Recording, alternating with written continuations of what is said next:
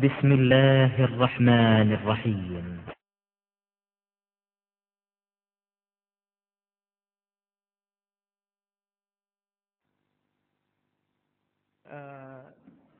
இந்த விவாதம் பயனளித்துக் கொண்டிருப்பதாக நான் கருதுகிறேன்.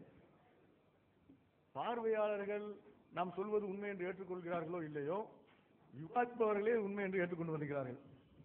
நம்ம இந்த கடைசி அமர்வில் அவங்க பேசும்போது முதலாக ஒருவர் பேச அந்த ஓரத்தில் உட்கார்ந்து இருக்கிறார். அவர் சொன்னாரு, நீங்க வேட்டிகேஷன் காட்டுறீங்க, சினாட்டிகேஷன் காட்டுறீங்க, அதெல்லாம் சரிதான், ஓகே ஓகே அதெல்லாம் ஓகே தான், ஓகே சரிதான் அப்படின்றாரு. ஒத்துக்கிட்டீங்கல்ல, அதான் நாங்கள் சொல்லிக்கிட்டு இருக்கிறோம்.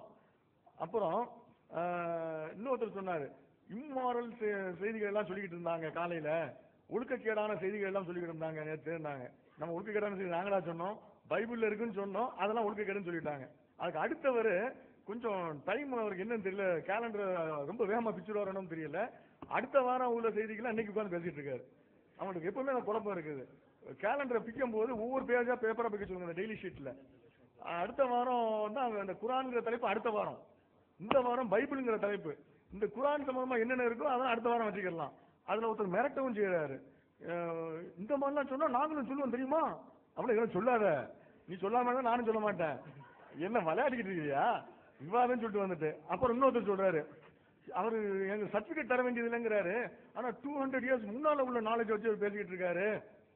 அவர் 2 மேனுஸ்கிரிப்ட் வச்சு பேசிட்டு இருக்காரு. இப்போ 27,000 மேனுஸ்கிரிப்ட்ன்றாரு. ஆனா 2 மேனுஸ்கிரிப்ட் வச்சு பார்த்தா இத்தனை கோடாறு இருக்குத, 27,000 எடுத்தா என்ன ஆகும்? நான் அவுடேட்டட்ங்கிறீங்க, என்ன அவுடேட்டடா இருக்கும்போது எந்த லட்சணமா இருந்தா, இப்போ if I am updated, what will happen to your debate, what will happen to your scriptures? அப்புறம் 2 தடவை நேத்து ஒரு சேலஞ்சுன்றாங்க, இன்னைக்கும் சேலஞ்சாங்க. நாங்க அந்த கண்டுக்கிறதே இல்லை, சும்மா பாவனா பார்த்தா அடிக்க வரையா அந்த டைப். இது ஏற்கனவே சேலஞ்ச் பண்ணிட்டு தான் இந்த டிபேட்டுக்கு பிக்ஸ் ஆகி வந்து உட்கார்ந்துக்கிட்டு அடி அடி அடி என்ன அடிச்சுக்கிட்டே இருக்கேன், கேட்டுக்கிட்டு நான் எத்தனை அடி வாங்குறேன்னு எண்ணி பார்க்க வேண்டாமா அப்படின்னு உட்கார்ந்து முடிச்சுக்கிட்டு இருக்கிறாங்க. அவங்க சொன்னாங்க நேத்து, நம்மள சொன்னாங்க, அவங்க அப்படி நாங்க லாஜிக்னு சொன்னோம், தே கெட்டிங் அப்செட்னாங்க. நீங்க பாத்துருப்பீங்க ஹூஸ் கெட்டிங் அப்செட். அவங்க அடி அடி நான் எண்ணிக்கிட்டு இருக்கிறேன்னு உட்கார்ந்து பேசிக்கிட்டு திரும்பவும் சேலஞ்ச் தான், இன்னும் எத்தனை அடி வாங்கன்னு என்றதுக்கா, இதுலயே எண்ணிக்கிறீங்க போதும். Right, will come to the slide.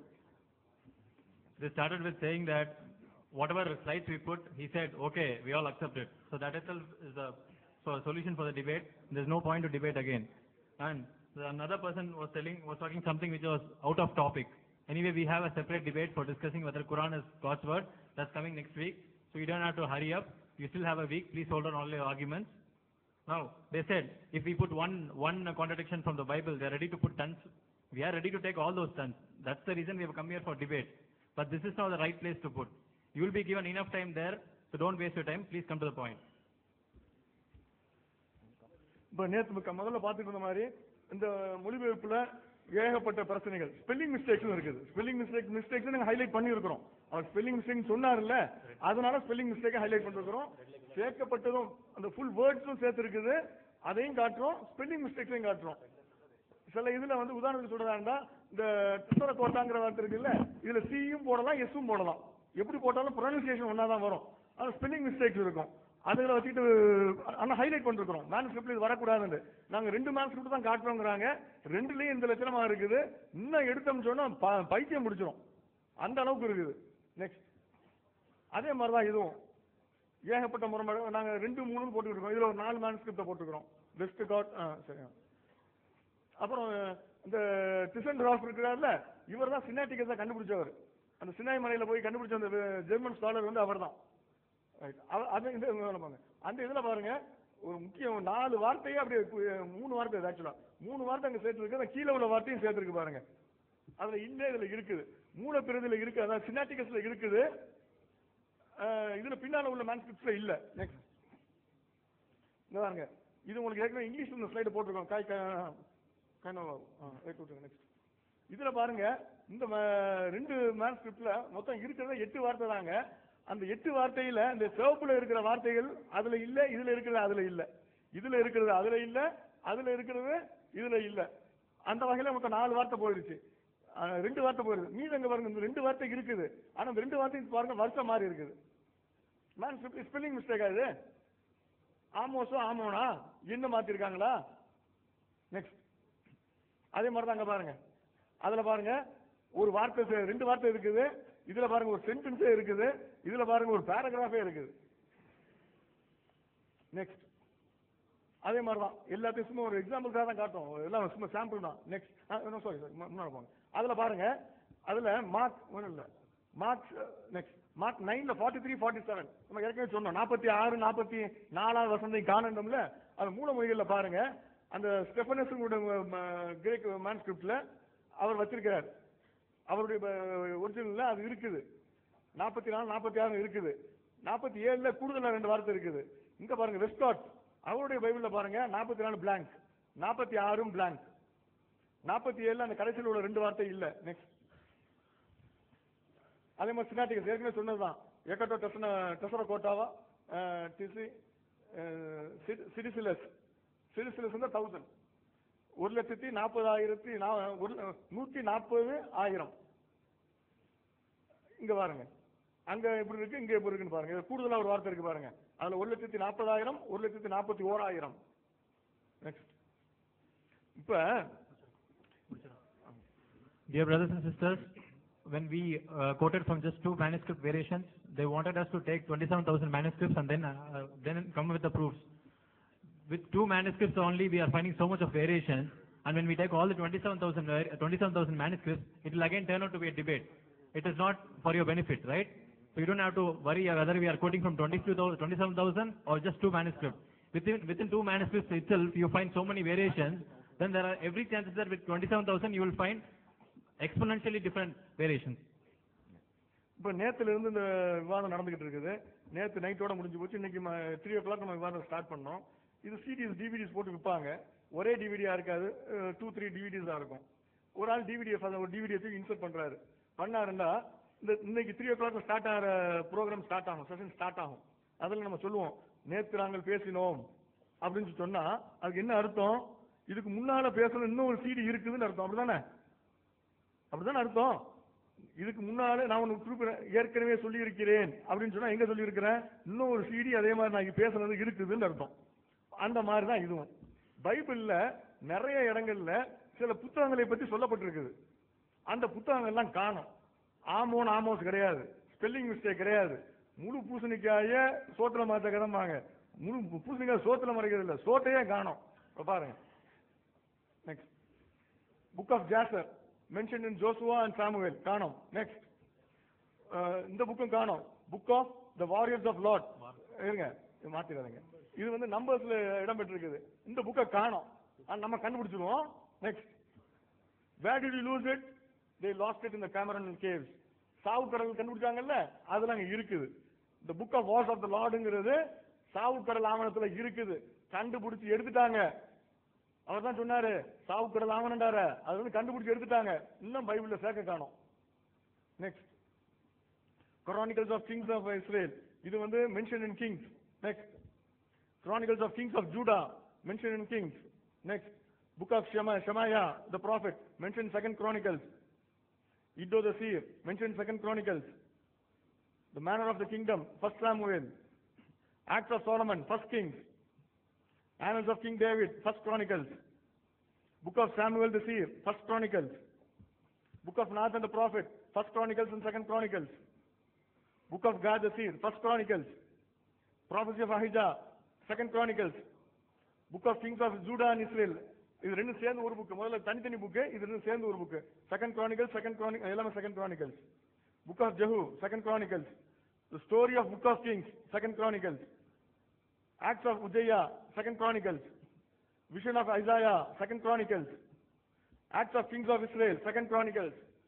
அவங்க வந்து நம்பரா சொன்னாங்க 1 2 3 4 5 6 நம்ம குர்ஆன் 1 2 3 4 5 1 2 3 4 5 அப்படினாங்க. நாங்க மைக் டெஸ்டிங்லாம் பண்ணல, எல்லாம் புக்ஸ் பேரா சொல்லிட்டு இருக்கேன். ஆனா இத்தனை புக்ஸ் காணோம். டைம் ஷார்ட்டா இருக்கிறதுனால ஐ அம் லிஸ்டிங் இட் அவுட். ஃபாஸ்டா பட்டியல் போட்டுட்டு போறேன். நிறைய சொல்ல வேண்டியிருக்குது, எதை சொல்லணும்னு தெரியல. ஆக்ட்ஸ் ஆஃப் கிங்ஸ் ஆஃப் சீர், 2nd Chronicles. Book is missing. கண்டுபிடிச்சு கொடுத்தா பரிசு கொடுக்கப்படும். சேயிங்ஸ் ஆஃப் தி சீர், 2nd Chronicles. Laments of Josiah, 2nd Chronicles. Chronicles of King Ahasuerus, Esther, Nehemiah. Book of Covenant, Exodus. Book of Remembrance, Exodus. Right. இத்தனை books காணும். இத்தனை புக்ஸை எண்ணிக்கிட்டு இருந்தீங்களா? நான் என்னல, நாங்க பட்டியல் தான் போடுறத கவனமா இருந்தோம். இதுல இத்தனை புஸ்தகங்களே காணோம். அப்புறம் என்ன Bible பாதுகாக்கப்பட்டது? When a lot of books are missing from your Holy Bible, how can you claim that Bible is preserved? We have pointed out n number of books which are missing in the Bible. So assume if somebody is going to insert today's CD, and when we quote something that, like we said yesterday, it obviously means that there is a CD which was taken yesterday. Something was recorded yesterday, right? So with all these verses, right? For example, in Exodus chapter 17 verse 14, when it speaks about book of remembrance, it means that there should be a book of remembrance. But where is your book of remembrance? You probably forgot it. Now, if you want all these books, just go and check in Dead Sea Scrolls. Even you will find few books in that, but you deliberately avoided that from adding into the Bible.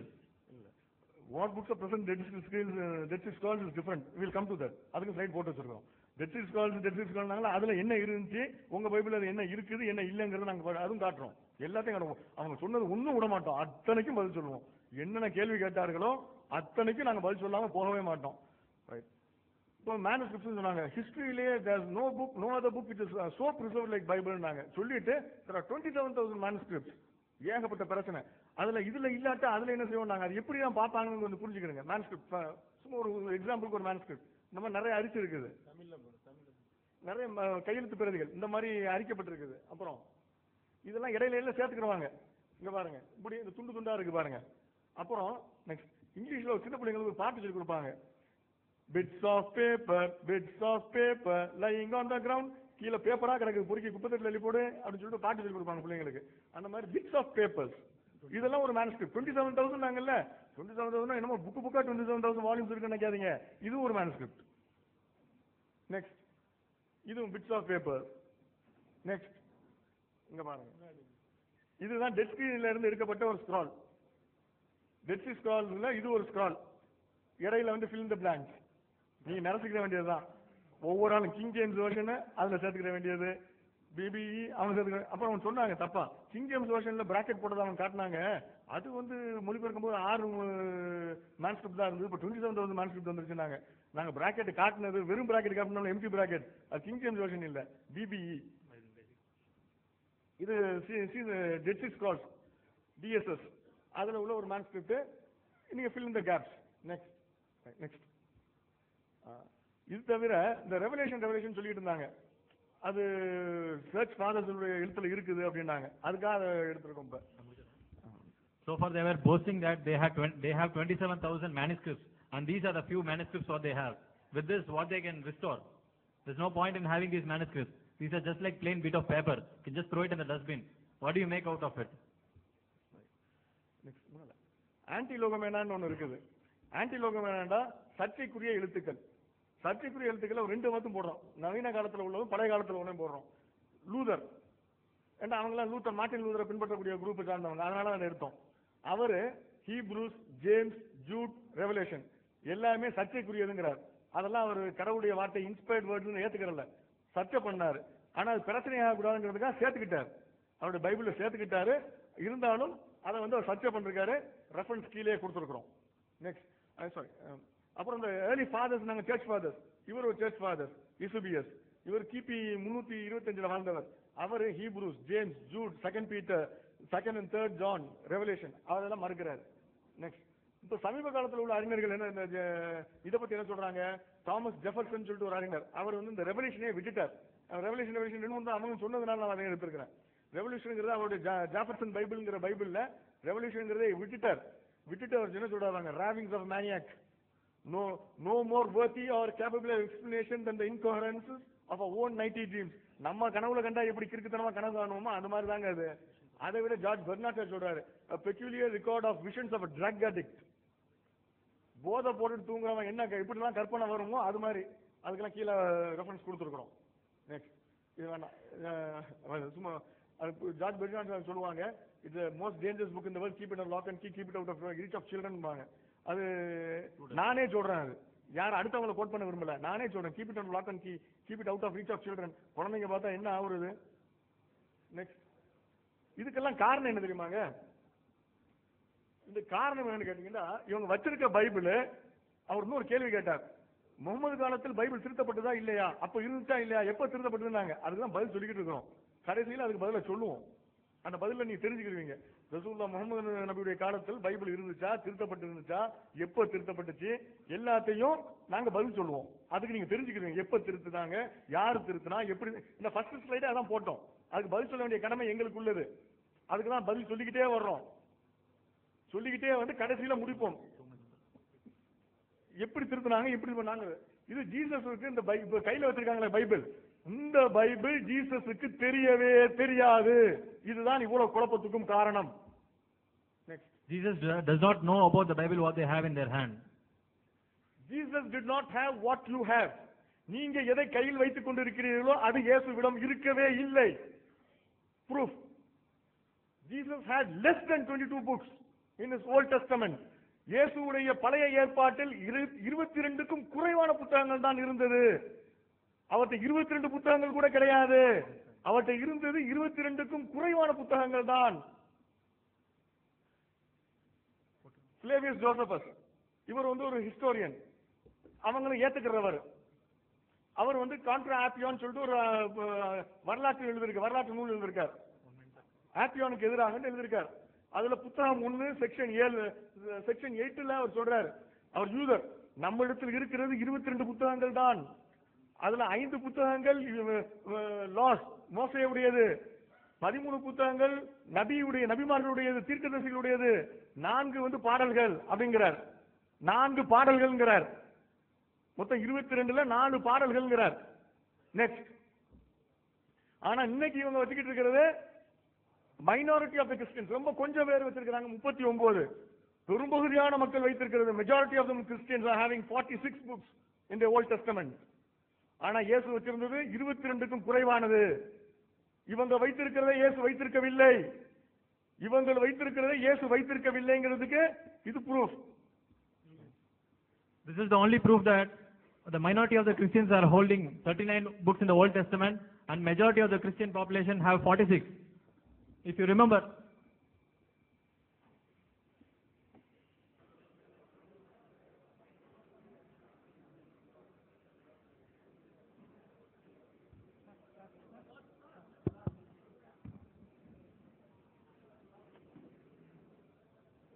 Well, friends, may I call your attention back to the proceedings.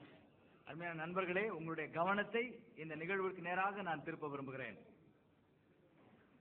I think in some ways there is a tamasha going on here. சில விதங்களிலே இங்கு பார்த்தால் ஒரு விதமான தமாஷா நடந்து கொண்டிருக்கிறது போல் தெரிகிறது. I'm so sad to say that, but இதை நான் சொல்வதற்கு மிகவும் துக்கப்படுகிறேன். இருந்தாலும் because our scholar does not know anything, unfortunately, about manuscript study. நம்முடைய அறிஞர் அவர்கள் மூல பிரதிகளை குறித்து ஆராய்வதை குறித்து எதுவுமே அறிந்திருக்கவில்லை என்று தெரிகிறது. So he is only revealing his lack of knowledge related to this subject. இந்த குறிப்பிட்ட பாடத்தை குறித்து அவருக்கு இருக்கிற அறிவு குறைவை அவர் வெளிப்படுத்திக் கொண்டிருக்கிறார். He is using some very, very low-level language, unfortunately, but we don't want to respond in that way at all. We still want to respect our friends. மிகவும் தரக்குறைவான வார்த்தைகளை அவர் பயன்படுத்திக் கொண்டிருக்கிறார். அதே விதத்தில் பேச நாங்கள் விரும்பவில்லை. Because our Bible says we should respect all people because every human being is created equally by the same God in his image. வேதாகமம் சொல்கிறது எல்லா மனிதர்களும் இறைவனுடைய சாயலிலே படைக்கப்பட்டிருக்கிறதுனாலே எல்லா மனிதர்களையும் மதிக்க வேண்டும் என்று சொல்லி.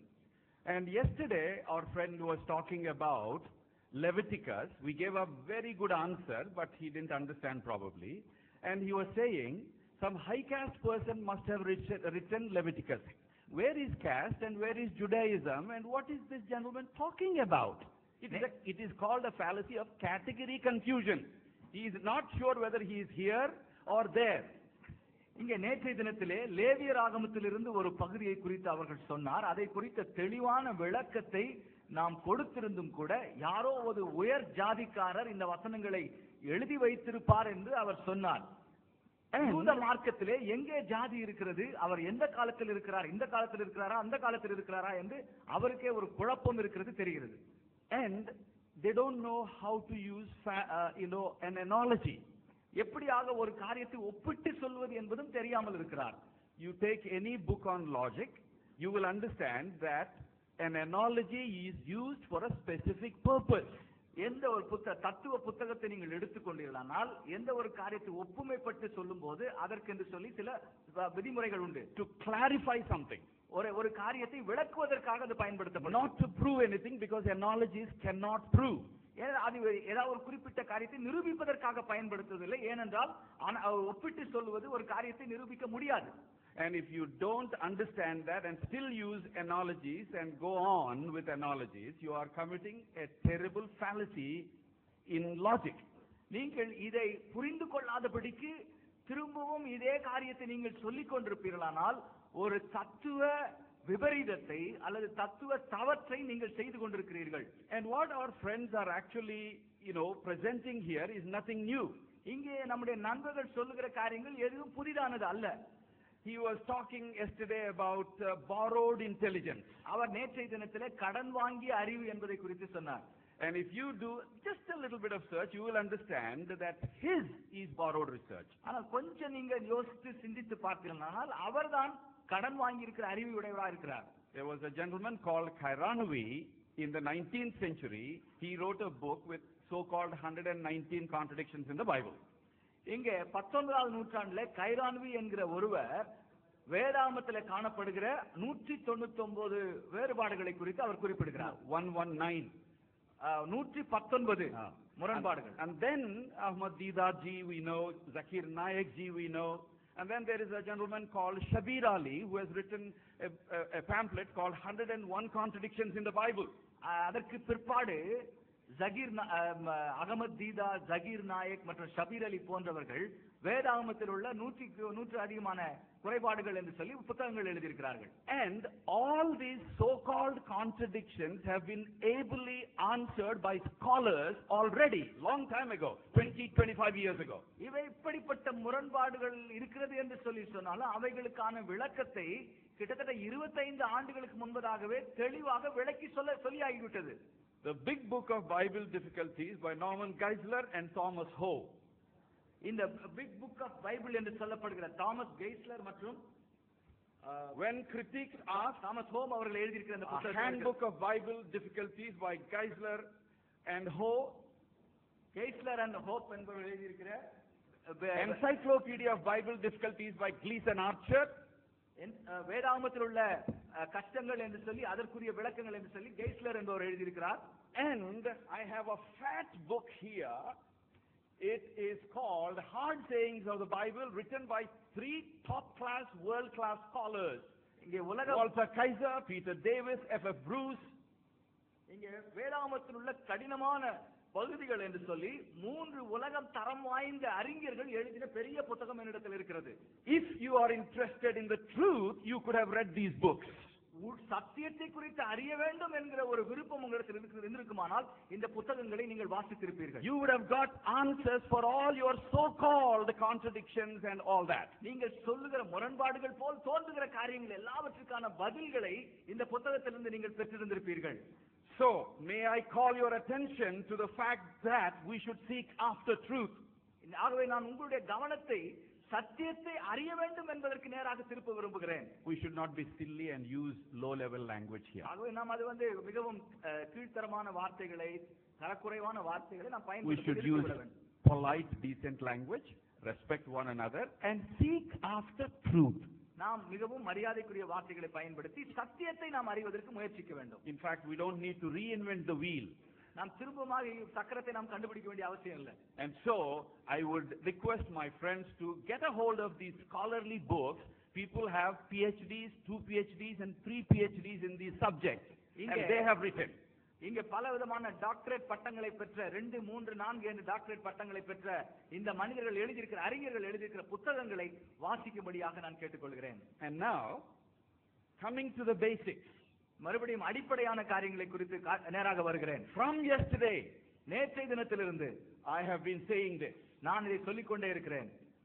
They are following a line of argument as I am able to understand and see. அவர்கள் ஒரு குறிப்பிட்ட விவாதத்தை அவர்கள் வைத்துக் கொண்டே இருக்கலாம், அது என்னால் பார்க்க முடிகிறது. Their premise number 1 in the syllogism of the argument is that the Quran is the word of God. அங்கே அவருடைய முதல் அடித்தளமானது குர்ஆன் தேவனுடைய வார்த்தை என்பது. Their premise number 2 is, according to the Quran and their own thinking, the Bible that we have is not the correct Bible because it got corrupted.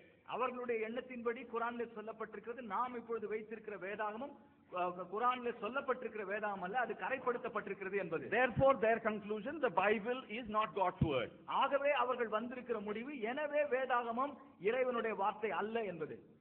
And now, I have a challenge for PJ sir and his team. இப்பொழுது PJ sir அவர்களுக்கும் அவருடைய குழுவினருக்கும் ஒரு சவாலை நான் வைக்க விரும்புகிறேன். The challenge is this. இதுதான் அந்த சவால். You either deny these 2 premises and thereby deny the conclusion, or answer the 17 questions that we have raised on the basis of your premises. இங்கே ஒன்று நீங்கள் வைத்திருந்த அந்த அடித்தளம் 1, 2 என்று சொல்லி அடித்தளத்தின் அடிப்படையில் நீங்க வந்த முடிவு தவறு என்று ஒத்துக்கொள்ளுங்கள். அல்லாவிட்டால் நீங்கள் ஒத்துக்கொள்ளுகிற அடிப்படையில் அடித்தளங்களின் அடிப்படையிலே நாங்கள் வைத்த 17 கேள்விகளுக்கான பதிலை நீங்கள் சொல்லுங்கள். They have not cared to look up even one of those verses from the Quran that we have quoted, on the basis of which we have raised the question. நாங்கள் எழுப்பியிருந்த கேள்விகளுக்கான ஆதாரம் நாங்கள் சொல்லியிருந்த அந்த குர்ஆனின் வாக்கியங்களில் இருந்து அவர்கள் பதில் சொல்லவே இல்லை. ஒன்று காரணம் அவர்கள் பதில் சொல்லவில்லை. They had the whole day. முழு நாளும் அவர்களுக்கு இருந்தது.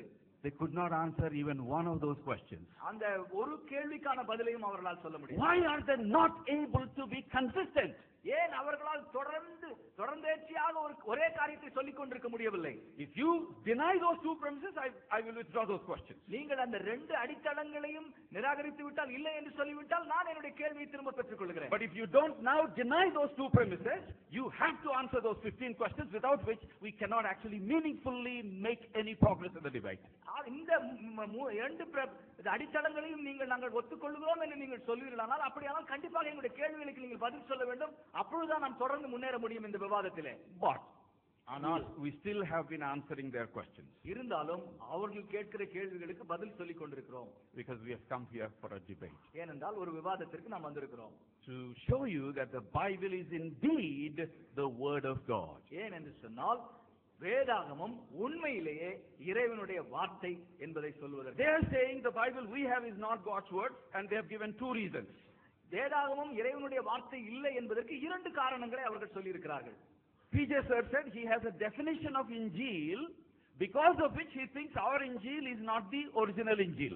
PJ சார் அவர்கள் சொன்னார்கள், இஞ்சில் என்கிற பதத்திற்கான ஒரு விளக்கம் இருக்கிறது, அதன் அடிப்படையிலே நீங்கள் வைத்திருக்கிற இஞ்சில் அல்ல என்று சொல்லி அவர் சொல்கிறார். PJ sir, would you please produce the source of this information? PJ sir அவர்களே, நீங்கள் இந்த இவ்விதமான கூற்றுக்கு என்ன ஆதாரம் என்பதை நீங்கள் சொல்ல முடியுமா? Where and when have you got this definition of Injil from that you are using to judge our Injil as not the original Injil? நான் எங்களுடைய இஞ்சிலானது உண்மையான இஞ்சில் இல்லை என்பதற்கு நீங்கள் இஞ்சிலை குறித்து எடுத்த விளக்கம் எப்பொழுது எங்கிருந்து எந்த ஆதாரத்திலிருந்து எடுக்கப்பட்டது என்பதை நீங்கள் சொல்ல வேண்டும். They have not given even a small bit of evidence in support of this claim. இந்த அவர்கள் கூறிக்கொள்ளுகிற கூற்றிற்கு எந்த விதமான ஒரு துளி அளவு ஆதாரத்தை கூட அவர்கள் கொடுக்கவில்லை. Then Taurat, they say that we have is not the original Taurat. நீங்கள் வைத்திருக்கிற தௌராத் அது உண்மையான மூலமான தௌராத் அல்ல என்று சொல்கிறார்கள்.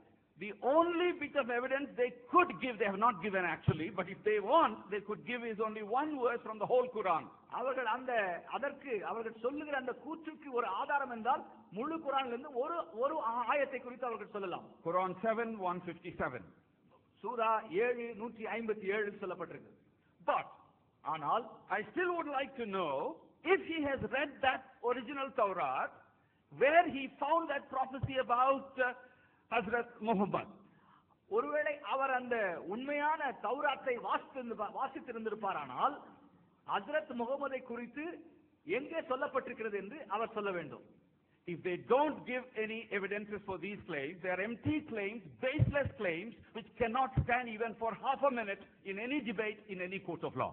இதற்கு அவர்கள் பதில் சொல்லவில்லை என்று சொன்னால் அவருடைய எல்லா விதமான கூற்றுகளும் எங்கேயுமே எந்த விவாதத்திலுமே ஒரு அரை நிமிடத்திற்கு கூட நிற்க முடியாது, தோற்று போய்விடும். But we have positively given 2 evidences for our belief that Bible is God's word. வேதாகமம் இறைவாக்கு என்பதற்கு 2 ஆதாரங்களை நாங்கள் கொடுத்திருக்கிறோம். We said Bible is God's word because it shows humanity the way of salvation. இது வேதாகமம் இறைவனுடைய வார்த்தை ஏனென்று சொன்னால் இது மனித குலத்திற்கு ரட்சிப்பின் வழியை காண்பிக்கிறது. The only solution for the sin of humanity is shown only in the Bible. இங்கே மனித குலத்தினுடைய பாவத்திற்கு விமோசனத்தை குறித்து இந்த வேதாகமத்திலே நாங்கள் வைத்திருக்கிற இந்த வேதாகமத்திலே மாத்திரம் தான் சொல்லப்பட்டிருக்கிறது. We gave you the second evidence. நாங்கள் இரண்டாவது ஆதாரமாக சொன்னது The Bible is truth and truth alone. There is no error in it. அது இந்த வேதாகமானது சத்தியம் சத்தியமே இதுல எந்த விதமான பிழையும் இல்லை என்று சொல்லி. They talked about two manuscripts, Sinaiticus and Vaticanus, and they mentioned a few other codices today. இன்றைக்கு அவர்கள் சைனாட்டிகஸ் வாட்டிகானஸ் என்று சொல்லுகிற இரண்டு மூல கையெழுத்து பிரதிகளை குறித்தும் இன்னும் சில கையெழுத்து பிரதிகளை குறித்தும் சொன்னார்கள். And they used these to try and show that we don't have the original Bible with us. இதை எதற்காக சொன்னார்கள் என்று சொன்னால் அந்த உண்மையான வேதாகமத்தை நாங்கள் வைத்திருக்கவில்லை என்பதை கூறுவதற்காக. But ஆனால் this is actually a bigger problem for them than us. இது அவர்களுக்கு தான் மிகப்பெரிய பிரச்சனை நம்மை விட. In the Quran there is a mention made about Injil and Taurat and Zabur. குரானிலே இஞ்சிலை குறித்தும் தௌராத்தை குறித்தும் ஜபூரை குறித்தும் கூறப்பட்டிருக்கிறது. And it says that Allah is so powerful that he will supremely succeed in preserving his words. அங்கே தெளிவாக குர்ஆனில் சொல்லப்பட்டிருக்கிறது அல்லாஹ் வந்து மிக பெரியவர், அவர் வந்து தன்னுடைய வார்த்தைகளை அவர் காப்பாற்றுவதற்கு மிகவும் வல்லமை உள்ளவராய் இருக்கிறார் என்று சொல்லி. I would like to give you textual Quranic evidences for this. இதற்கு குர்ஆனில் இருந்து சில ஆதாரங்களை உங்களுக்கு சொல்ல விரும்புகிறேன். You read Surah 5. சூரா 5 நீங்கள் வாசித்து 43 to 48. 43 இலிருந்து 48 ஆயத்துக்களை வாசித்து பார்க்கலாம். See what it says. அது என்ன சொல்கிறது என்று பார்க்கலாம். Surah 5:43 it says, but how do they come to you for decision while they have the Taurat, in which is the plain decision of Allah, yet even after that they turn away. எதற்காக அவர்களிடத்திலே தௌராத் என்கிற அந்த புத்தகம் இருக்கும்போது உன்னிடத்திலே தீர்மானம் செய்வதற்காக வந்தார்கள், அதிலே தௌராத்திலே தெளிவான விளக்கங்கள் இருக்கிறதே. 44 Verily we did send down the Taurat to Moses, therein we guided was guidance and light. அங்கே மூசாவிற்கு நாம் தௌராத்தை அளித்தோம், அதிலே நேர்வழியும் ஒளியும் இருக்கிறது. And then verse 47 47 ஆயத்து, and whoever does not judge by what Allah has revealed, அல்லாஹ் வெளிப்படுத்தின விதத்திலிருந்து தீர்மானிக்காதவர் is rebellious. அவர்கள் அல்லாஹ்வுக்கு எதிராக இருப்பவர்களாக எண்ணப்படுவார்கள். And then 47, here is the important word. இங்கேதான் முக்கியமான வாக்கியம் வருகிறது. We have sent down to you the book confirming the scripture that came before it. நாம் உமக்கு புத்தகத்தை அளித்திருக்கிறோம், அது உமக்கு முன் வந்த புத்தகத்தை அது உறுதிப்படுத்துகிறதா இருக்கிறது என்று சொல்லி. Their book says, Allah says, I have sent books before you and I confirm those books. அல்லாஹ் சொல்லுகிறார், உமக்கு முன்பதாக நான் புத்தகங்களை அனுப்பி இருக்கிறேன், அதை நான் உறுதிப்படுத்துகிறேன் என்று சொல்லுகிறார். And if you want, you can read the Arabic as well. இதை நீங்கள் அரபு மொழியிலும் நீங்கள் இதை வாசிக்கலாம். 6:34 6:34 and then 10:64. 10:36. For example, 6:34 it says, La mubadila la kitamatillah. It basically means the words of Allah cannot be changed. அல்லாஹ்வின் வார்த்தைகளை மாற்ற முடியாது என்றுதான் அதனுடைய அர்த்தம். And 10:64 also says the same thing. 10:64 அதே காரியத்தை தான் கூறுகிறது. And so according to them, the Injil and Torah that were there at that time should have been preserved. இந்த வார்த்தையின்படியே அந்த காலத்தில் இருந்த தௌராத்தும் இஞ்சிலும் அல்லாஹ்வினால் பாதுகாக்கப்பட்டிருக்க வேண்டும். And 5:48 if you read, it very clearly says that preservation is the supreme success of Allah. இங்கே 5:48 வாசிக்கிறோம், இந்த பாதுகாப்பு தான்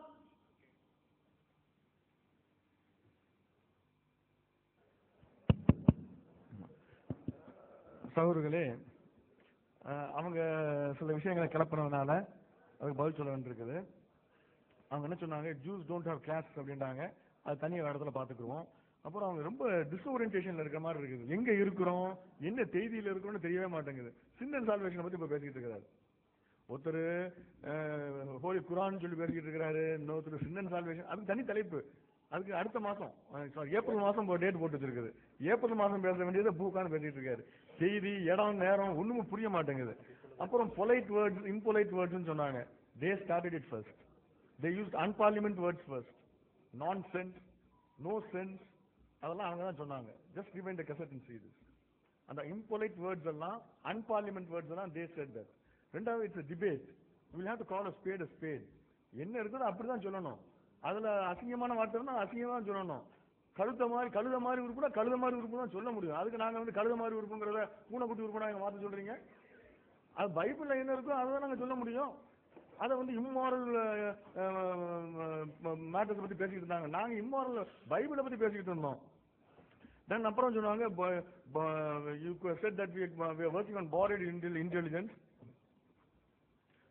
borrowed intelligenceல நீங்க வேலை செஞ்சுட்டு இருக்கீங்க, கடன் வாங்கிய மூளை அறிவுல வேலை செஞ்சுட்டு இருக்கீங்க சொன்னீங்க.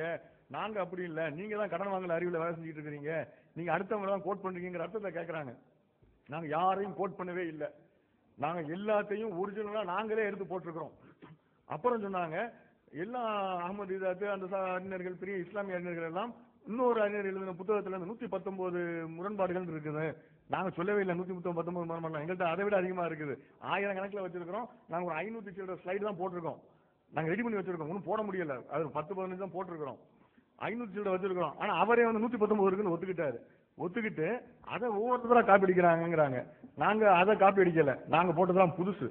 நாங்க போட்ட ஸ்லைட்ஸ், இந்த ஸ்லைட், இந்த கிரீக் எல்லாம் போட்டோம், வேரியேஷன்ஸ் எல்லாம். இது யாரா இதுக்கு மேல காட்டிருக்காங்க, போட்டிருக்காங்கன்னு காட்ட சொல்லுங்களேன். அவனும் 3 book காட்டினாரு.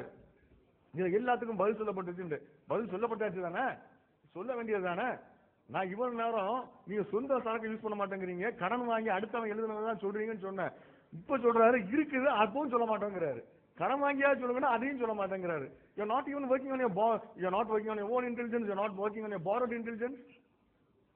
If you already have the answers, it has been refuted already, just vomit it out. அதையே கட்சி வாங்கி இருக்க வேண்டியது தானே. இல்ல, பதில் இருக்குது. இந்த புக்ல, அந்த புக்ல இருக்கு, எந்த புக்ல இருந்து சொல்ல வேண்டியது தானே. 3 PhD ஸ்காலர்ஸ், ஒரு PhD ஸ்காலர் படிச்சதை சொல்ல வேண்டியது தானே. உண்மை இல்ல. ரெண்டாவது, ஒரு ப்ராசஸி. நேத்து காலையில அவங்க தான் அந்த வாதத்தை வைத்தார்கள். என்ன வாதம் வைத்தார்கள்னா, குர்ஆன்ல வந்து ஒரு வசனம் இருக்குது. என்ன வசனம் இருக்குன்னு சொன்னா, முகமது நபியை பற்றி இஞ்சியிலும் தௌராத்திலும் முன்னறிவிப்பு செய்யப்பட்டிருக்கிறது என்று குர்ஆனில் ஒரு வசனம் சொல்லப்பட்டிருக்குது. இதுல இருந்து உங்களுக்கு என்ன தெரியுது? தௌராவை குர்ஆன் ஏற்றுக்கொள்கிறது, அந்த தௌராத்திலே நாங்கள் வைத்துக் கொண்டிருக்கிறோம் அப்படின்னு சொன்னாங்க. அதுக்கு பதில் சொல்றதுக்கு தான் நாங்க சொன்னோம், அந்த தௌராத்து வேற, நீங்க வச்சிருக்க தௌராத்து வேறங்கன்றோம். ஆதாரம் என்னன்னாங்க, நீங்க சொன்ன வசனம் தாங்க, அந்த வசனத்துல முன்னறிவிப்பு இருக்குன்னு குர்ஆன் சொல்லுது, நீங்க வச்சிருக்கிறது இல்ல தானே, அப்ப நீங்க வச்சிருக்கிற வேற தௌராத் தானே அப்படின்னோம். சொன்ன உடனே நாங்க ரொம்ப புத்திசாலித்தனமா, அப்ப பிஜே எழுதிருக்கிறாரே ஒரு புத்தகம் பைபிள் முன்னறிவிப்புண்டு, நாங்க தௌராத்துல முன்னறிவிப்புண்டா சொன்னோம், நீங்க வச்சிருக்க பைபிள்ல முன்னறிவிப்புன்னு தான் சொல்றோம். பேரா படிக்கிறார் அவரு, பைபிளில் முன்னறிவிப்பு, நபிகள் நாயகத்தை பற்றி பைபிள்ல முன்னறிவிப்பு, நாங்க தௌராத்துல முன்னறிவிப்புண்டா சொன்னோம். நீங்க வச்சிருக்க பைபிள்ல முன்னறிவிப்புன்னு இருக்கிறோம், அதையும் தெளிவா முன்னுரையிலையும் சொல்லி இருக்கிறோம். நாங்க இது சின்ன பிள்ளைத்தனமா பேசுறாங்கன்னு விட்டுட்டு போனா திரும்ப அதை பெருசா பேசுறாங்க. அதனால பதில் சொல்ல வேண்டியிருக்குது. நாங்க தௌராத்தில் முன்னறிவிப்புன்னு சொல்லவில்லை, தௌராத்தில் முன்னறிவிப்பு இருக்கு நாங்க நம்புறோம். நாங்கள் புத்தகம் எழுதிருக்கு, பிஜே எழுதிருக்க புத்தகம் தௌராத்தில் உள்ள முன்னறிவிப்புன்னு சொல்லல, பைபிளில் உள்ள முன்னறிவிப்பை பத்தி தான் சொல்லிட்டு இருக்கிறோம். நல்லா படிச்சு பாத்துக்கணும், நீங்க எதை பைபிள் வச்சிருக்கீங்களோ அதுல உள்ள முன்னறிவிப்புன்னு சொல்லிருக்கிறோம். They spoke about borrowed intelligence, but first they failed to realize that even with the borrowed intelligence, they have not ready to answer even one contradiction we raised. And they themselves accepted that somebody refuted long back. If somebody has already refuted, there is no point in debating. If it has already been refuted, you can very well put the same thing, right? You are not even able to work on your own intelligence, neither borrowed nor stolen intelligence. Apart from that, they said all these have been copied from some scholars. None of the scholars have cited these Greek variations. This is the first time we are doing it. We have done homework and we are doing it. Can you show us one scholar who cited all these Greek variants? And moreover, they cited regarding that prophecy of Prophet Muhammad, they raised a point saying that the prophecy of Prophet Muhammad is mentioned in Quran, and Allah asked the people to go and verify in Torah and Bible, Torah and Injil. But they gave a book what our Maulvi Pizay wrote. They showed a book. The title itself is very clear. Title says the prophecy of Prophet Muhammad in Bible. It is not titled as Injil, right? it's not neither titled as Torah nor as Injil. That itself is very clear. கடவுள் வந்து பேசும்போது நான் பேசும்போது சொன்னேன், சும்மா challenge இருக்காதுங்க, நேற்று challenge இன்னைக்கு சேலஞ்ச் நீங்க ஏற்கனவே வாங்கிட்டு அடி பத்தாதா அப்படின்னு நான் கேட்டேன். சொல்லி முடிச்ச பிறகு அடுத்த சேலஞ்ச். என்ன சேலஞ்ச்? அவங்க ஒரு நீங்க போற போக்க பார்த்தா ஒரு வித்தியாசமா தெரியுது, அதை நான் கண்டுபிடிச்சிட்டேன் என்னன்னா நீங்க வந்து ஒரு லாஜிக்ல ஒர்க் பண்றீங்க. என்ன logic? You have two premises. First premises is that Quran is the word of God. The second premise is Quran says the Bible is not the word of God. Your conclusion is therefore Bible is not the word of God. அப்படிங்கிற கன்க்ளூஷனுக்கு நீங்க வர்றீங்க. அதாவது அவங்க என்ன சொல்றாங்கன்னா, வாத பிரதிவாதம் இருக்குல்ல, லாஜிக்ல சில முறைகள் இருக்குது.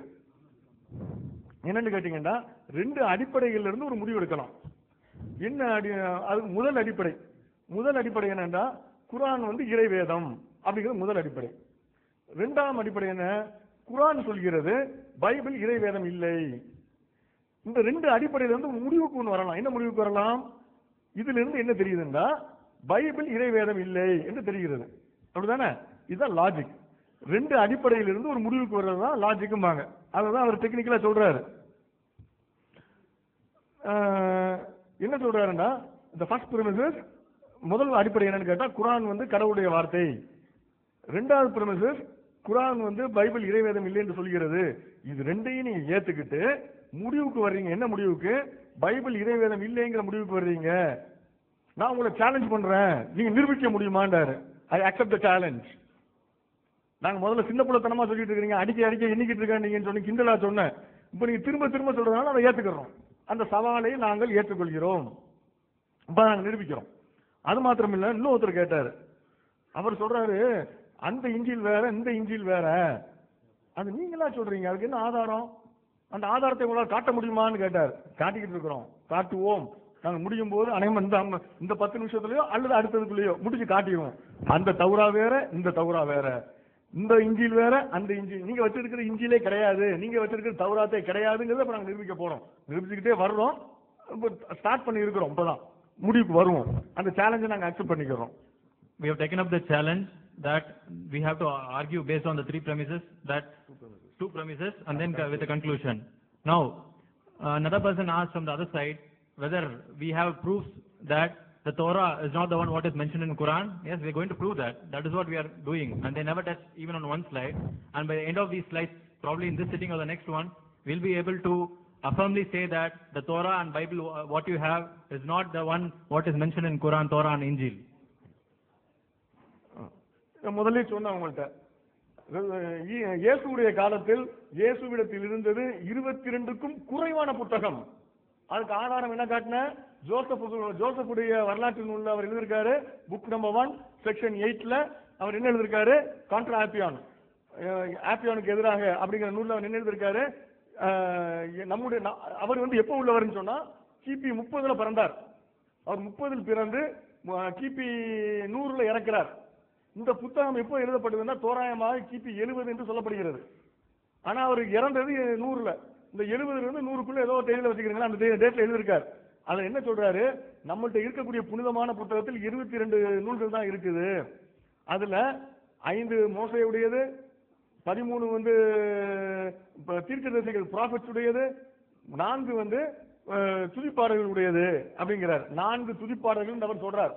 இது எப்ப சொல்றாரு? கிபி இறந்து 40 வருடத்திலிருந்து 60 வருடத்துக்கு பிறகு அவர் சொல்றார். கிபி கிறிஸ்து இயேசு இறந்து 40 முதல் 60 வருடத்துக்கு பிறகு அவர் சொல்றார். அப்ப இயேசு பிறந்த நேரத்தில் என்ன இருந்தது அப்படிங்கிற பார்ப்போம். இப்ப இவங்க கையில என்ன வச்சிருக்காங்க? 36, 49, 39, 46 வச்சிருக்காங்க. அப்ப இயேசு வைத்திருந்ததை விட அதிகமான பழைய ஏற்பாட்டை இவங்க வைத்திருக்கிறாங்க. இயேசு இதை பார்த்ததே இல்லை. இவர்கள் வைத்திருந்த இந்த பழைய ஏற்பாட்டை இயேசு பார்த்ததே கிடையாது. இந்த பழைய ஏற்பாட்டுக்கும் இயேசுக்கும் சம்பந்தமே கிடையாது. இவர்கள் எதை தோரா என்று சொல்கிறார்களோ அந்த தோராவுக்கும் இயேசுடைய தோராவுக்கும் சம்பந்தமே கிடையாது. அடுத்தது, whatever is in their hands is not Torah because Jesus has not seen Torah at all. Whatever they claim, the Torah as they claim, they have been building an image as though the entire Old Testament is Torah. If they are doing it wantedly, it clearly shows the lack of knowledge. If they are doing intentionally, it's சொல்ல வேண்டியதில்லை, dishonesty, hypocrisy. அவங்க அதாவது அவங்க தோரான்னு சொல்லிட்டு இருக்காங்க. என்ன சொல்லிட்டு இருக்காங்கன்னா, தோராண்டு அந்த புதிய அந்த பழைய ஏற்பாடு இருக்குல்ல, அது முழுவதும் தோராண்டு அவங்க காட்டிக்கிட்டு இருக்காங்க. அந்த மாதிரி ஒரு பாவனா பண்ணிட்டு இருக்காங்க. அவங்க தெரியாம சொன்னாங்கடா அவங்க அறியாமையை காட்டுது. கிறிஸ்துவத்தை பத்தி அவங்க தெரியலன்னு அர்த்தம். தெரிஞ்சு சொன்னாங்கடா ஏமாத்த பாக்குறாங்க, பொய் சொல்றாங்க, கயமை அப்படின்னு காட்டுது. பழைய ஏற்பாட்டை யூதர்கள் 3 வகையாக பிரிப்பார்கள். இயேசு காலத்திலும் அந்த 3 வகையான பிரிவுகள் இருந்தது. பழைய ஏற்பாட்டை யூதர்கள் தனக் என்று சொல்வார்கள். தனக் என்பது 3 வார்த்தைகளுடைய சுருக்கம். தோரா என்றால் சட்டங்கள். அடுத்தது நபியீம், நபிங்கிறோம்ல, அதுல இருந்து வரக்கூடியது நபியீம். அடுத்து கித்வீம், கித்வீம்னா கிதாப், புத்தகங்கள், எழுதப்பட்டது, கதப, கித்வீம். இந்த தோராவில் உள்ள தாவையும் நபியீமில் உள்ள நாவையும் கித்வீமில் உள்ள காப்பையும் எடுத்து தனக் என்று சுருக்கமாக சொல்வார்கள். இந்த 3 பகுதிகளும் சேர்ந்ததுதான் பழைய ஏற்பாடு. இவங்க பழைய ஏற்பாடை காட்டி தோராங்கிறாங்கல்ல, அது தோராவும் கிடையாது, போராவும் கிடையாது, எல்லாம் ஃப்ராடு. அதனாலதான் சொன்னோம், நீங்க வச்சிருக்க தோரா இது இல்ல, நீங்க காட்டுறீங்களா பழைய ஏற்பாடு இதுதான் தோரா என்றால், இயேசு காலத்தில் இருந்த தோரா இது கிடையாது, முகமது நபி காலத்தில் இருந்த தோராவும் இது கிடையாது. போதுமா ப்ரூஃப்? இஞ்சிலுக்கு வர்றோம், புரிஞ்சுக்கிட்டீங்களா? இது ஃப்ராட் பண்றாங்க, பொதுமக்களை ஏமாத்திக்கிட்டு இருக்கிறாங்க. ரைட். இப்ப தோராண்டா என்ன? தோராண்டா 5 புத்தகங்கள் தான். நபிங்கிறாங்கல்ல, நபியும் சொன்னா அது இந்த புத்தகங்கள் தான். புரிஞ்சுக்கிறதுக்காக சொல்ல, முழு விவரம் போட முடியாது, ஸ்லைட்ல இடம் பத்தல.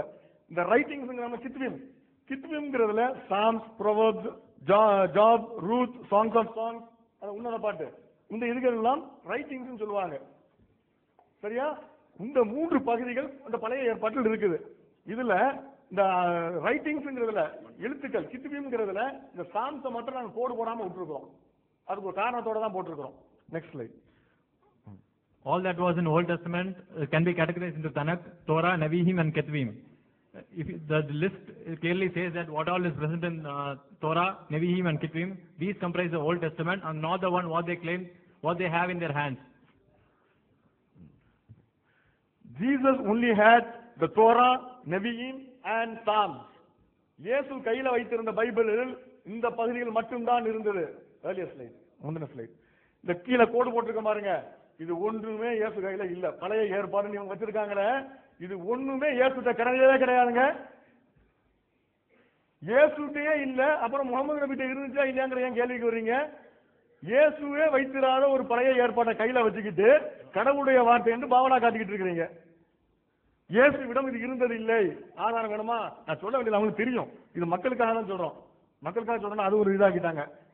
நம்ம சகோதரர் பேசும்போது, நான் இது டிபேட்டுக்காக சொல்லல, நம்ம முஸ்லீம் சகோதரருக்காக சொல்றேன் உடனே பிராக்கெட் போட்டு பேசினாரு, அடைக்குறிப்புக்குள்ள பேசினாரு. பேச உடனே அடைக்குறிப்புக்குள்ள பேசுறீங்க, டிபேட்ல வந்துட்டு என்ன டிபேட் இல்லைன்னு சரி அடைக்குறிப்பை எடுத்துட்டோம், நம்ம எடுத்துட்டோம். அந்த மாதிரி இப்போ வந்து நான் டிபேட்டுக்காக சொல்றேன், அவங்களுக்கே தெரியும். இதுதான் டிபேட்டுக்காக நான் சொல்லாவிட்டால் இன்ஃபர்மேஷனுக்காக செய்யும். இதெல்லாம் இயேசு காலத்தில் கித்வீம்ல இந்த பகுதிகள் எல்லாம் இயேசு காலத்தில் இருந்ததே கிடையாது. Next. Jesus had only Torah, Nevi'im and Psalms. He didn't have the writings. கித்வீம் அவர்கிட்ட கிடையாது. புரிஞ்சுக்கிட்டீங்களா? நெக்ஸ்ட். இதுக்கு ப்ரூஃப் என்னன்னு கேட்டீங்கன்னா, Jesus had less than 22 books in that. 22க்கும் குறைவான புத்தகம். அது காரணம் என்னன்னா, அந்த பழைய ஏற்பாடு கொஞ்சம் கொஞ்சமா சேர்க்கப்பட்டது. முதல் 2 வசனத்தை பாருங்க. For all the prophets and law prophecies until John. ஜானுடைய காலம் வரை பல தோராவும் நபியும் முன்னறிவிப்புகள் செய்து வந்தன அப்படிங்கிறார் மத்தேயு சொல்றார். அப்ப யோவானுடைய காலம் வரைக்கும் ஞானஸ்நானுடைய காலம் வரையிலும் அவன்கிட்ட இருந்தது லாஸும் தோராவும் நபியும் மட்டும்தான், லாஸ் அண்ட் ப்ராஃபிட்ஸ் மட்டும்தான். நியாயப்பிரமாணமும் தீர்க்கதரிசிகளும் தான் அவன்கிட்ட இருந்தது. கித்வீம் அவன்கிட்ட கிடையவே கிடையாது, சாம்ஸ் கிடையாது. அதுக்கு அடுத்தது law and profits until John, அதுலயே அப்படிதான் இருக்கு. ஜான் வரைக்கும் தோராவும் இருந்தது, நெவியும் இருந்தது, கித்வீம் கிடையாது. சரியா? இது யோவானுடைய காலம் வரை, ஜானுடைய காலம் வரை. அதே பைபிள்ல இயேசுவை பத்தி வருது. அப்ப இயேசு பல விஷயங்களை பேசும்போது அவரும் அதான் சொல்றாரு, லா அண்ட் ப்ராஃபிட்ஸ், தோராவும் நபியும் சொல்றாரு. அடுத்ததுலயும் பாருங்க, லா அண்ட் ப்ராஃபிட்ஸ் தோரா நபியும், அடுத்தது law and profits Torah and நபியும். ஒரே ஒரு இடத்துல லூக்காவுல வரக்கூடிய இடத்துல தோரா நபியும் சாம், இந்த 3 பகுதிகள் அது சொல்லப்பட்டிருக்கிறது. ஏற்கனவே உள்ளதில் எல்லாம் யோவான் வரைக்கும் தோராவும் நபியும் தான் இருந்தது. இயேசு பேசும்போது பின்னால சொல்றாரு, தோரா நபியும் அண்ட் சாம்ஸ், இந்த 3 தான் இருந்தது. சாம்ஸ் தான் ரைட்டிங் நம்ம சொல்லிட்டோம். தோரா நபியும் போய் சாம்ஸ்ங்கிறது தான் கூடுதலா சொல்றாரு, இதுதான் ரைட்டிங். ஆனா அங்க 22 புத்தகத்துல 4 பாடல்கள் இருந்ததுன்றாரு. பாடல் பதிகள்ல 4 இருந்தது, டிவோஷனல் சாங்ஸ் 4 இருந்ததுங்கிறார். ஆனா ஜீசஸ் சொல்றது ஒண்ணுதான் சொல்றாரு. அப்ப 3 இல்ல. அப்ப 21 புத்தகங்களை தான் இயேசு வைத்திருந்தார். All these verses clearly say that during the period of Jesus, he had only the laws and the prophets. And only in one of the verses you see the last one, Luke 24:44, Psalms is also there. Not the other other books of song, other writings. So these were the books present during the life of Jesus. Whereas Josephus says there were 4 books of writings, 4 books in writings. Whereas Jesus says he had only 1 book in writing. So Jesus had less than 22 books.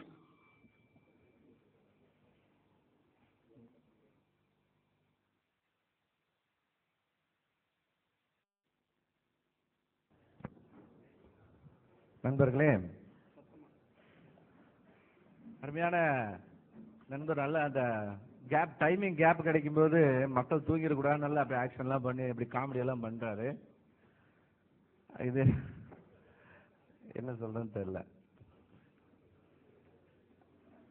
Actually, dear friends, make some comedy in order to have the people awake. நம்மளும் இப்படியெல்லாம் பண்ணலாம். சரி, விவாதம்னு வந்தாச்சு. நேற்று ஒரு கேள்வி நம்ம கேட்டோம், ஏங்க நீங்க இப்படி சொன்னீங்களே, பைபிள்ல நபிகள் நாயகம்னு சொல்லி ஒரு புக் எழுதிருக்கீங்களே அப்படின்னு கேட்டோம். அது என்ன சின்ன பிள்ளைத்தனமான கேள்வி? விவாதத்தில் என்னங்க சின்ன பிள்ளைத்தனம் பெரிய பிள்ளைத்தனம்? நீங்க சொல்லுங்க, பதில சொல்லுங்க, நாங்க கேட்கிறோம், அவ்வளவுதான் வித்தியாசம். Yesterday we mentioned that you have written a book which says that Prophet Muhammad in the Bible. So when we asked for that, you said, what is that you are asking a childish like question? In a debate, what is that childish and all these things? You just give the answer, we are asking a question. என்ன கேள்வி கேட்டோம் நாங்க? அதாவது prophet Mohammed, ஹஜரத் முகமது அவருடைய காலத்துல அவர் தோராவை வச்சிருந்தார். அவர் காலத்தில் அது உபயோகப்படுத்தப்பட்டிருந்தது. இஞ்சில் வைத்திருந்தார், இஞ்சில் உபயோகப்படுத்தப்பட்டிருந்தது அப்படின்னு சொன்னா உங்களுடைய புத்தகத்துல இருந்தா எடுத்து கோட் பண்ணி காமிச்சாங்க. அவங்க அல்லாஹ் சொன்னாருன்னு சொல்லி கோட் பண்ணி காமிச்சாங்க. அப்போ இப்ப இருக்கிற புக்கு அது இல்ல அப்படின்னு நீங்க சொன்னீங்கன்னா, இப்ப இருக்கிற புக்ல ஏன் கோட் பண்ணீங்கன்னு கேட்டோம். சரி, ஓகே, இப்ப இருக்கிற புக்கு அது இல்ல அப்படின்னீங்க. அப்ப அந்த காலத்துல அந்த புக் இருந்ததுன்னு நீங்க ஒத்துக்கிறதா தான் இந்த இடத்துல இருந்து நமக்கு புரியுது. அது ஒத்துக்கலான்னு சொல்லும்போது நான் பின்னாடி வந்துடுறேன். இப்போ இன்னொரு கொஸ்டின் நான் உங்களுக்கு கேட்கிறேங்க. கிறிஸ்தவங்க தான் பாதுகாக்கலன்னு சொல்ற நீங்க, ப்ராஃபட் முகமது அவர் காலத்துல குரானும் தோராவும் இஞ்சிலும் இருந்தது என்றால், இந்த பொறுப்பை இஸ்லாமியர்களுக்கும் அல்லாஹ் கொடுக்கல அப்படிங்கிற ஒரு காரணத்தினால நீங்களே அதை எடுத்து நீங்க அழிச்சிட்டீங்களா அப்படிங்கிற ஒரு கொஸ்டின் வருது. ஏன்னா கிறிஸ்தவங்க பாதுகாக்கல, சரி, அட்லீஸ்ட் நீங்க பாதுகாத்திருக்கணும்ல. அல்லாஹ்வுடைய வார்த்தை தானே, அல்லாஹ் கொடுத்த வார்த்தையை நீங்க பாதுகாத்திருக்கலாம்ல. What was our question yesterday we asked? During the time of Hazrat Muhammad, it says that your own resource, or that there was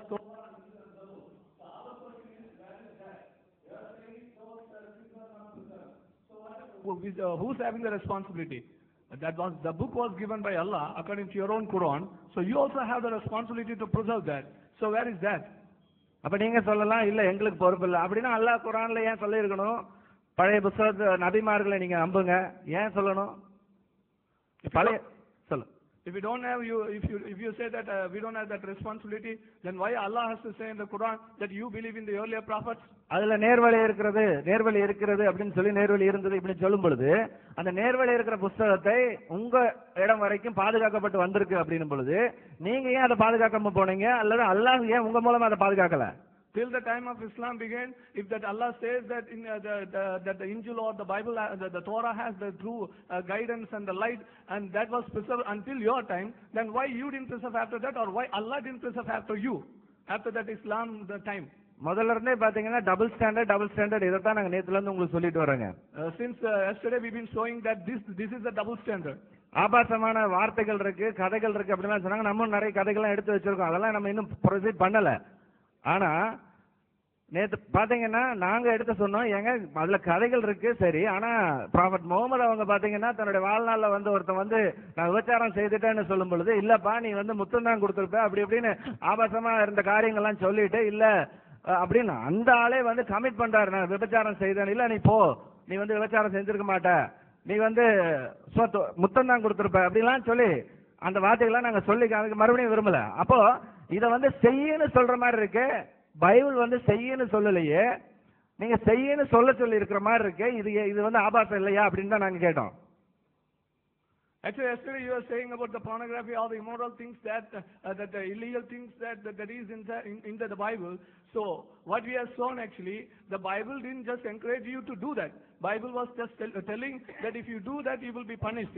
But we quoted even the hadith and all other things, where a man came to Hazrat Muhammad and saying that he committed adultery with somebody, but still that Hazrat Muhammad was not convinced with that, and he was asking whether you kissed or hugged or rubbed. So all these things he was asking. So what, according to your source, it says that it seems that it was that you are encouraging him to do that.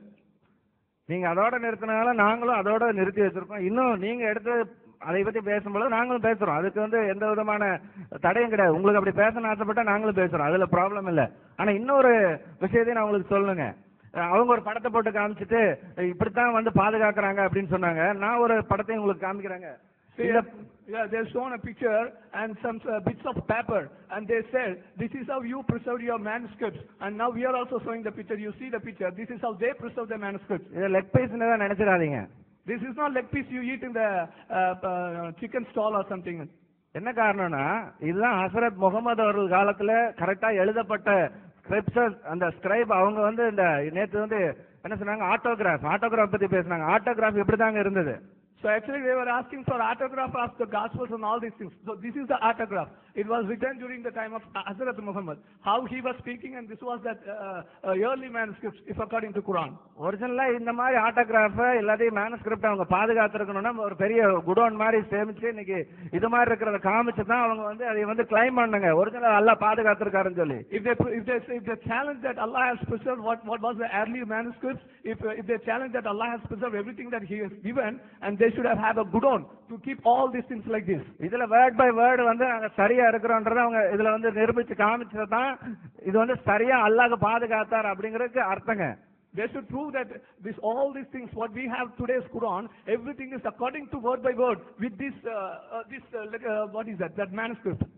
இதுல இருந்து நீங்க என்ன புரிஞ்சுக்கிறீங்கன்னா, நாங்க திரும்பவும் சொல்றோம், இது குரானுக்கான விவாதமே கிடையாது. நாங்க டேட் எல்லாம் கிழிச்செல்லாம் பார்க்கல, ஃபுல்லா சொல்றோம். உங்களோட டபுள் ஸ்டாண்டர்டை தான் நாங்க இன்னும் விவரிச்சு உங்களுக்கு காண்பிச்சுட்டு இருக்கோம். நீங்க ரெண்டு விதமான வேடங்கள் போடுறீங்க. அதாவது பைபிளை சம்மதித்து வரும் பொழுது உங்களுடைய விவாதம் வேறு மாதிரி இருக்கிறது, ஆனால் குரானை நீங்கள் இறைவாதமாக எடுத்துக்கொள்கிறதுக்கு வேறு விதமான ஒரு ஆதாரத்தை எடுத்துக்கொண்டிருக்கிறீர்கள் என்பதுதான் நான் உங்களுக்கு நிரூபிக்க காண்பிக்க விரும்புகிறேன். We are very clear about the dates and times and all. We are not just against saying all these things against Quran. We are simply showing that your double standard when you come to Quran and when you come to Holy Bible. That is what we've been showing since yesterday.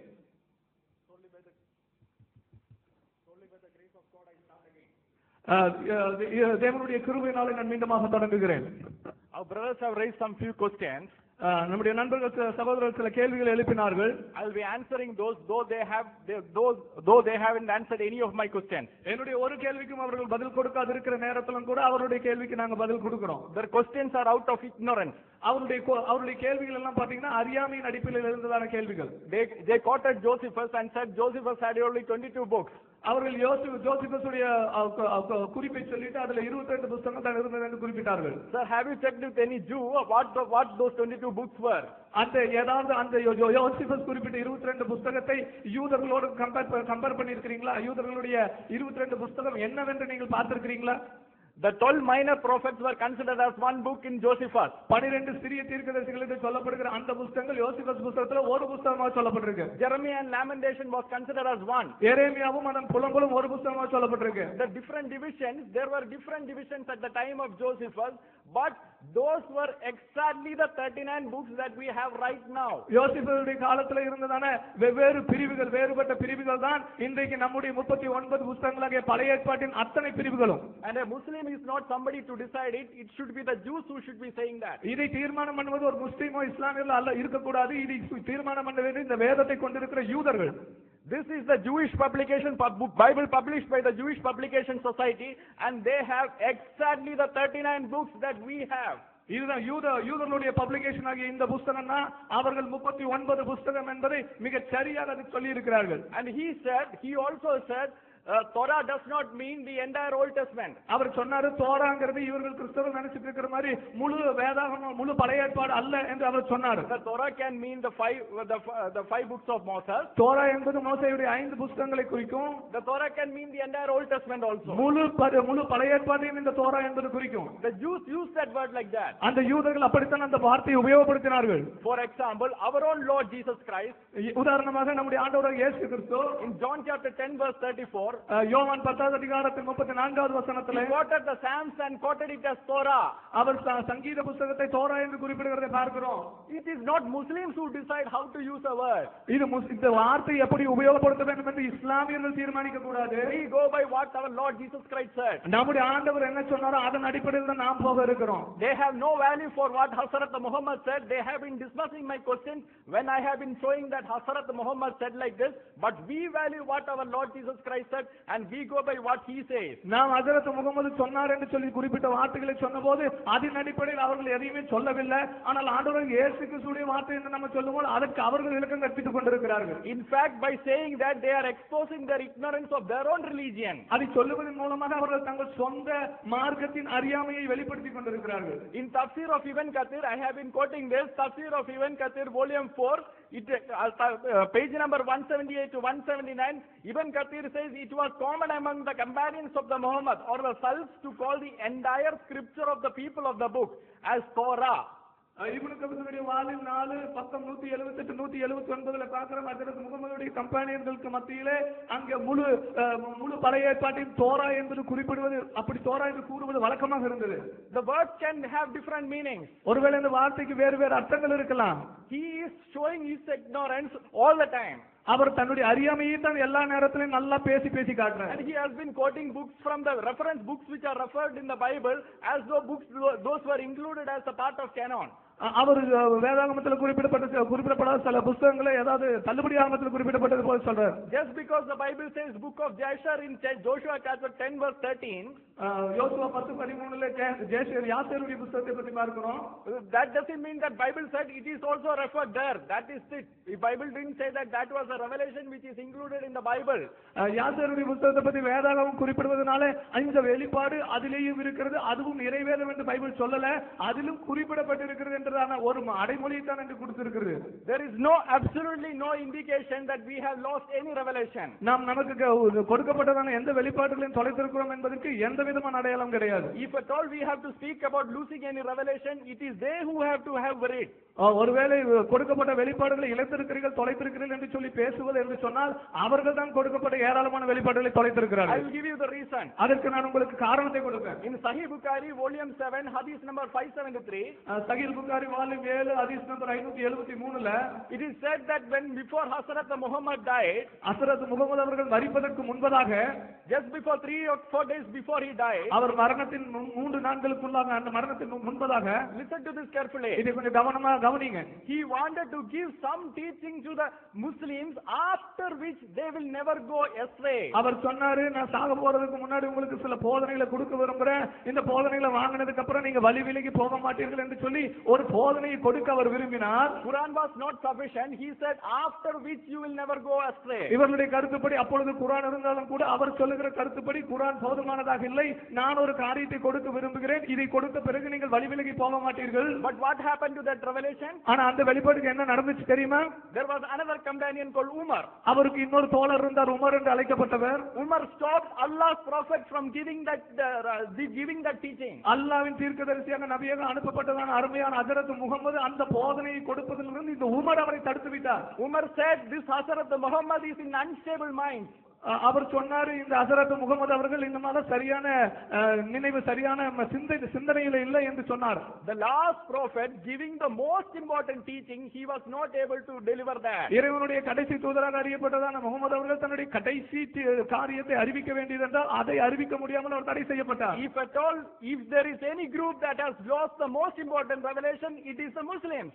ஒருவேளை மிக மிக முக்கியமான ஒரு வெளிப்பாட்டை தொலைத்திருக்கிற ஒரு குழு இருக்கும் என்று சொன்னால் அது இஸ்லாமியர்கள் தான் அதை தொலைத்திருக்கிறார்கள். Again and again I was saying that the book, the Bible that Jesus affirmed, we have it and we are happy with that.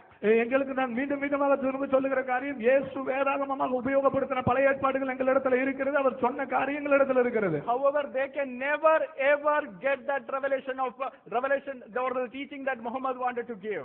இறுதியாக அருமையான ஹஜ்ரத் முகமது அவர்கள் கொடுக்க விரும்பினதான அந்த டீச்சிங் என்ன என்பதை அவர்கள் ஒரு காலம் ஒருபோதும் பெற்றுக்கொள்ள முடியாது. It is there in Sahih Bukhari volume 4 hadith number 393. அதுவும் கூட சஹீஹ் புகாரி வால்யூம் 4 ஹதீஸ் நம்பர் 393 ல இருக்குது. The same thing is referred in Sahih Muslim book number 13 hadith number 4014. அதே காரியம் சஹீஹ் முஸ்லிம் 13 414 இருக்குது. It is again referred in Sahih Muslim book number 13 4015. சஹீஹ் புகாரி 13 4016 ல இருக்குது. It is again referred in Sahih Muslim book number 13 hadith number 4016. மீண்டுமாக 13 சஹீஹ் முஸ்லிம் 13 4016 ல இருக்குது. They have to worry about losing and most important teaching.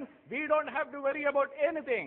இந்த மனுக்குலத்திலே மிக முக்கியமாக தொலைந்து போனதான ஒரு வெளிப்பாட்டிற்கு அவர்கள் தான் வருத்தப்பட வேண்டும், நமக்கு வருத்தப்படுவதற்கு ஒண்ணுமே கிடையாது. And they have been raising the issue of the canon. அவர்கள் ஒண்ணே இந்த கேனான் வேதாகமத்தை எந்த அளவில் நியமித்துக் கொண்டீர்கள் என்று சொல்லி அந்த காரியத்தை எழுப்பினாங்க. They have been asking why we are having only the 39 books and not the other books that the Catholics have. கத்தோலிக்கர்கள் வைத்திருக்கிற புத்தகங்களை வைக்காம நீங்க எதுக்கு 39 புத்தகங்களை மட்டும் வச்சிருக்கீங்க என்கிறது கருத்துப்படி ஒரு காரியங்களை கொண்டு வந்தார்கள். Let me go to the Catholics itself. அந்த கத்தோலிக்க புத்தகத்துக்கே நம்ம கடந்து போவோமே. In the Catholic encyclopedia itself they mention about Saint Jerome who translated the Latin Vulgate. அவர்கள் கத்தோலிக்க என்சைக்ளோபீடியாவிலே லத்தீன் வல்கேட்ல மொழிபெயர்க்கம் செய்ததான ஜெரோமுடைய காரியத்தை குறிப்பிட்டிருக்கிறாங்க. Though Jerome translated the Apocrypha, Jerome and included that in the Latin Vulgate translate, he made a distinction between the canon and the other books. அவர் அந்த Latin வல்கேட்ல மொழியாக்கம் செய்யப்பட்ட போது தள்ளுமடி ஆகமத்துக்கும் சரியான வேதாகமம் என்று ஏற்றுக்கொள்ளப்பட்டதற்கும் ஒரு வித்தியாசத்தை அவர் அதிலே கொடுத்திருந்தார். But our eminent scholars does not know any of this thing. ஆனால் இங்கே அமர்ந்திருக்கிற மிகச் சிறந்ததான அறிஞர்கள் இதை பற்றி ஒன்றுமே அறியாமல் இருக்கிறார்கள். And he quoted Bernard Russell on the Bible. Bernard Russell on the Bible. Bernardus and the Bible இருக்கிறதாக அவர் குறிப்பிட்டார். Sir, why are you quoting these kind of people? இவங்களை எல்லாம் எதுக்கியா குறிப்பிட்டிருக்கீங்க? Shall I quote Swami Vivekananda on Muhammad? நாங்க முகமதுக்கு பதிலாக சுவாமி விவேகானந்தரை குறிப்பிடலாமா? In the complete works of Swami Vivekananda volume 1 Raja Yoga chapter number 7, Swami Vivekananda mentioned that Muhammad was not a trained yogi, that is why he has included many myths in the Quran. Vivekananda அவர்கள் தன்னுடைய ஒரு புத்தகத்தில் எழுதியிருக்கிற ராஜயோகி என்கிறதான புத்தகத்திலே அவர் சொல்லி இருக்கிறார் ஹஜ்ரத் முகமது அவர்கள் ஒரு சரியான யோகியாக அவர் பயிற்சிவிக்கப்படாததனால தான் சில காரியங்களை அவருடைய புத்தகத்தில் எழுதி இருக்கிறார் என்று விவேகானந்தர் குறிப்பிட்டிருக்கிறார். Sir, if you quote Bernard Russell, I can quote another, but that is not the point.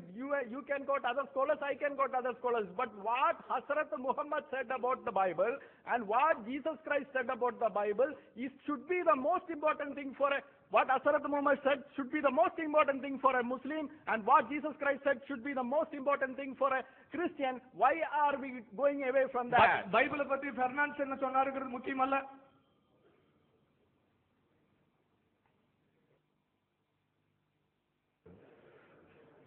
அன்பு சகோதரர்களே, நம்ம ஏற்கனவே சொன்னோம், அதுக்கு பதில்கள்னு சொல்லிட்டு அவங்க சொல்லியிருக்கிறாங்க. ரசூலுல்லாஹ் பத்தினா சொன்னாங்க, திரும்ப அதுக்கெல்லாம் பதில் சொன்னா தலைப்பு விட்டு நம்ம டைவர்ட் பண்ணி இழுத்துட்டு போக பார்க்குறாங்க. அது தனியாக பதில் சொல்லிக்குவோம் இன்ஷா அல்லாஹ். இப்போ பைபிள் சம்பந்தமாக பேசுவோம். இப்போ கடைசியாக பேசும்போது இந்த கேனனைசேஷனை பற்றி நம்ம பேசணும்னு சொல்கிறாரு. நான் கேனனைசேஷனை பற்றி பேசவே இல்லை. கேனனைசேஷன் தான் என்னன்னு கேட்டிங்கன்னா, சொல்லிட்டதுனால அது சொல்ல வேண்டியிருக்கு. ஒன்று ஒன்றா இழுத்து விடுறாங்க. அவங்கெல்லாம் வழியா வந்து மாட்டுறாங்க. கேனனைசேஷன் என்னன்னு கேட்டா, பைபிள்னா என்னன்னு முடிவு இல்லாம இருந்தது.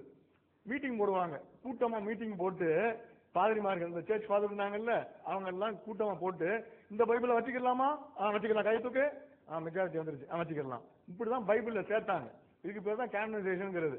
எந்த புக்கை பைபிள்ல சேர்க்கிறது, எதை சேர்க்க வேண்டாங்கிறதுக்கு மீட்டிங் போட்டு முடிவெடுத்தாங்க. அதுக்கு என்ன கிரிட்டீரியா வச்சிருந்தாங்க, என்ன அளவுகள்ல சேர்த்தாங்கிறதெல்லாம் அது தனி கதை. அதுக்கெல்லாம் போனோம்னா இழுத்துக்கிட்டு போயிடும். இப்படி கூட்டம் போட்டு தான் செஞ்சாங்க. ரோம மன்னர் கான்ஸ்டன்டைனோபிள் தான் முதல்ல கூட்டத்தை ஏற்பாடு பண்றாரு. அந்த மன்னருடைய ஏற்பாட்டில் நடந்த கூட்டத்தெல்லாம் முதல்ல நியூ டெஸ்டமெண்ட் ரெடி ஆகுது சார். இப்ப நாங்க அப்ப அவங்க வந்து பேச They gave another point for us about the canonization. We never put that in our argument. They themselves came forward and gave the word canonization. For that, we are just explaining what canonization means. Canonization is a process wherein they call all major scholars of Christianity, and they'll decide which book will belong to the Bible. Which of those books they have, they'll go by majority, and they'll take a conclusion whether this has to be inside the Bible or outside the Bible. அப்புறம் இன்னொன்னு சொன்னாங்க, நீங்க அப்போகிரிப்பாவெல்லாம் code பண்றீங்க, பர்னபாஸ் எல்லாம் code பண்றீங்க. அதெல்லாம் யார் அந்த பர்னபாஸ்? அப்ப நாங்க பைபிளை படிச்சு பாருங்க, யார் பர்னபாஸ்ன்றா, if you don't know who is Barnabas, read the Bible, read the Acts, you will know who is Barnabas. Barnabas நாங்க ஏன் கோட் பண்றாங்களே, it's in the Dead Sea Scrolls, it's in Vaticanus, it is in Sinaiticus. அதான் நாங்க சொன்னோம்.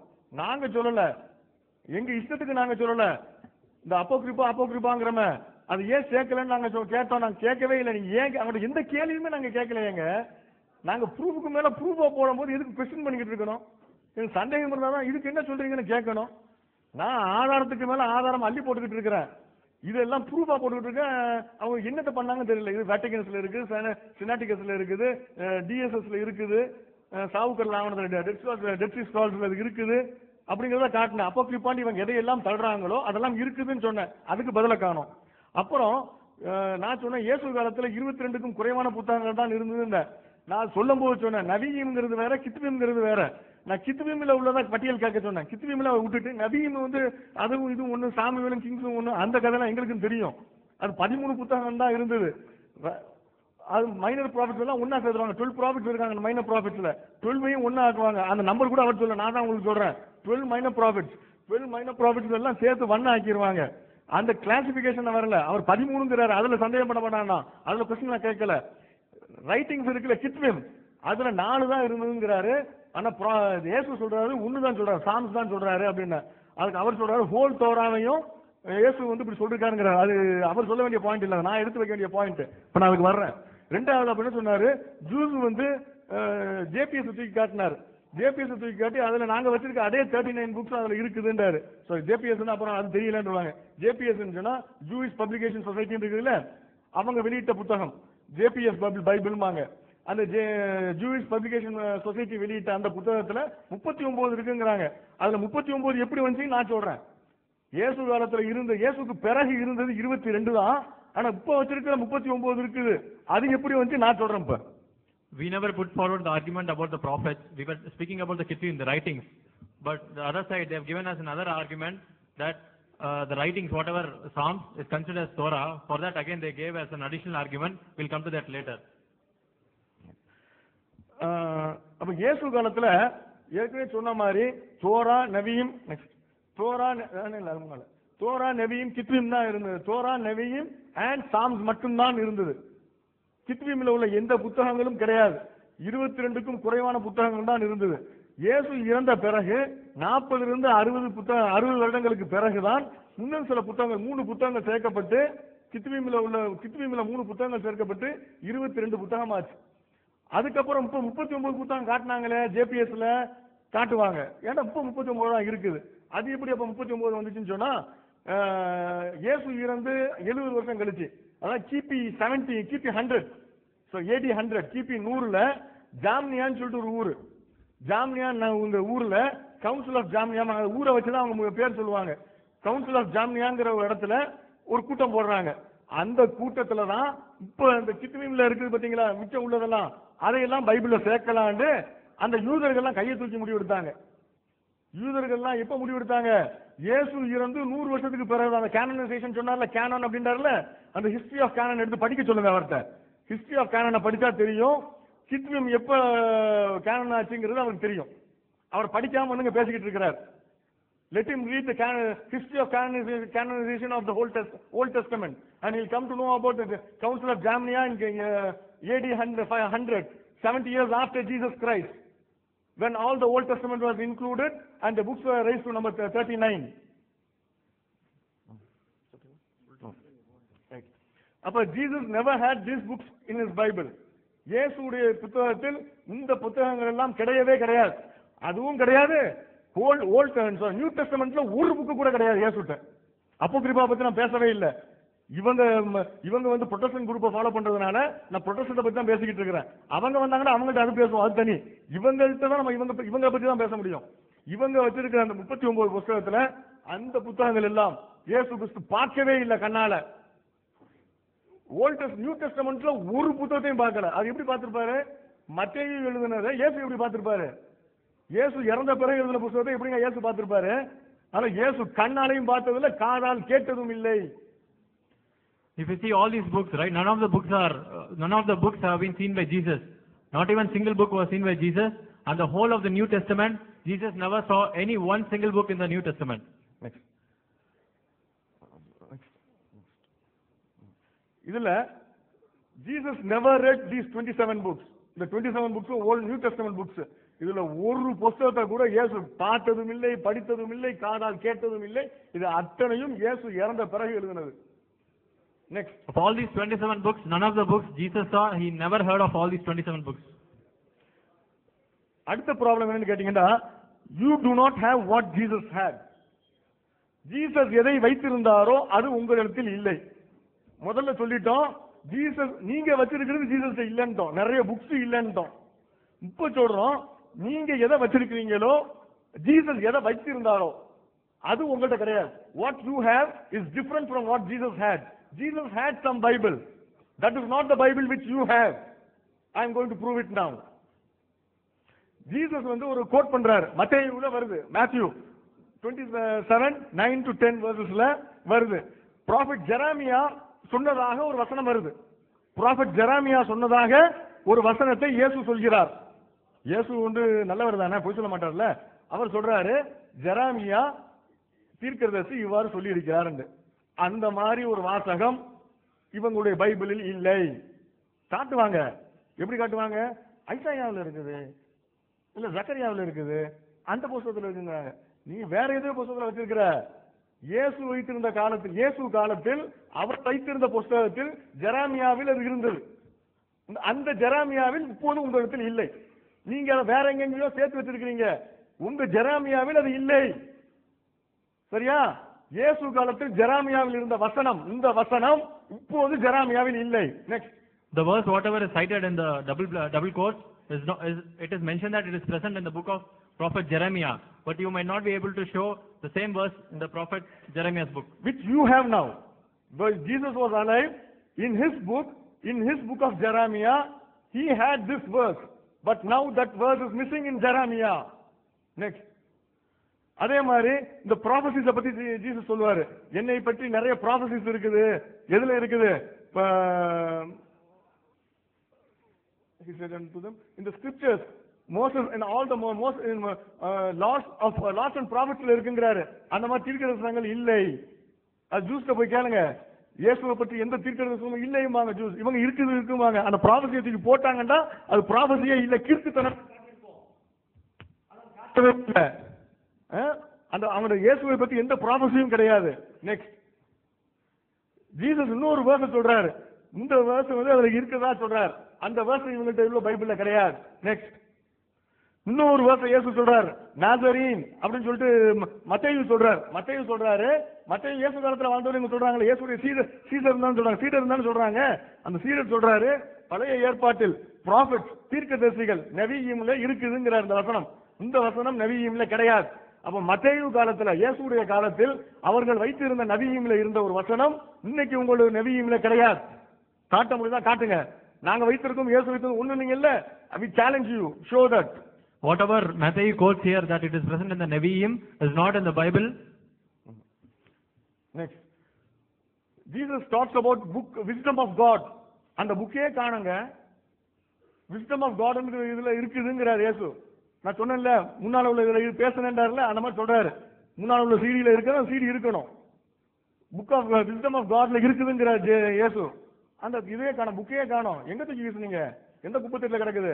வேட்டிகன்லயா, சினாட்டிகஸ் இல்லையா? Next. அப்புறம் ஸ்கிரிப்சர்ல இருந்து இந்த மாதிரி இருக்குதுங்கிறார். ஜான் 7:38ல ஸ்கிரிப்சர்ல அப்படி இருக்குதுன்றார்.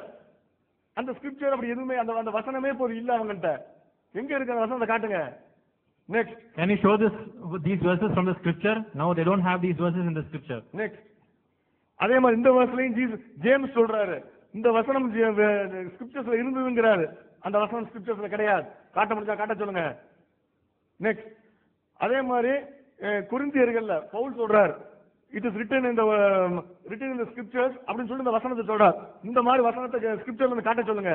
இது கண்கள் எந்த மனிதனும் கண்டிராத, எந்த காதுகளும் கேட்டிராதவற்றை இறைவன் நம்பிக்கை கொண்டவருக்காக சொர்க்கத்தில் தயாரிக்கப்பட்டிருக்கிறது என்று வேதங்களில் எழுதப்பட்டவில்லையான்னு கேட்கிறாரு. அவங்களுடைய குருநாதர் பவுல் கேட்கிறாரு. அந்த பவுல் எழுதியிருக்காரு. அவர் காலத்துல அப்படி இருந்திருக்கு, இப்ப இல்ல. நெக்ஸ்ட். அதே மாதிரி அப்ப ஜீசஸ் என்னதான் வச்சிருந்தாரு? இஞ்சியில பத்தி கேட்டாங்க. இப்ப இஞ்சிலுக்கு வரும். ஜீசஸ் இஞ்சியில் வச்சிருந்தாரு. அந்த இஞ்சிலுக்கு ஜீசஸ் சொல்றாரு, பேர் சொல்றாரு.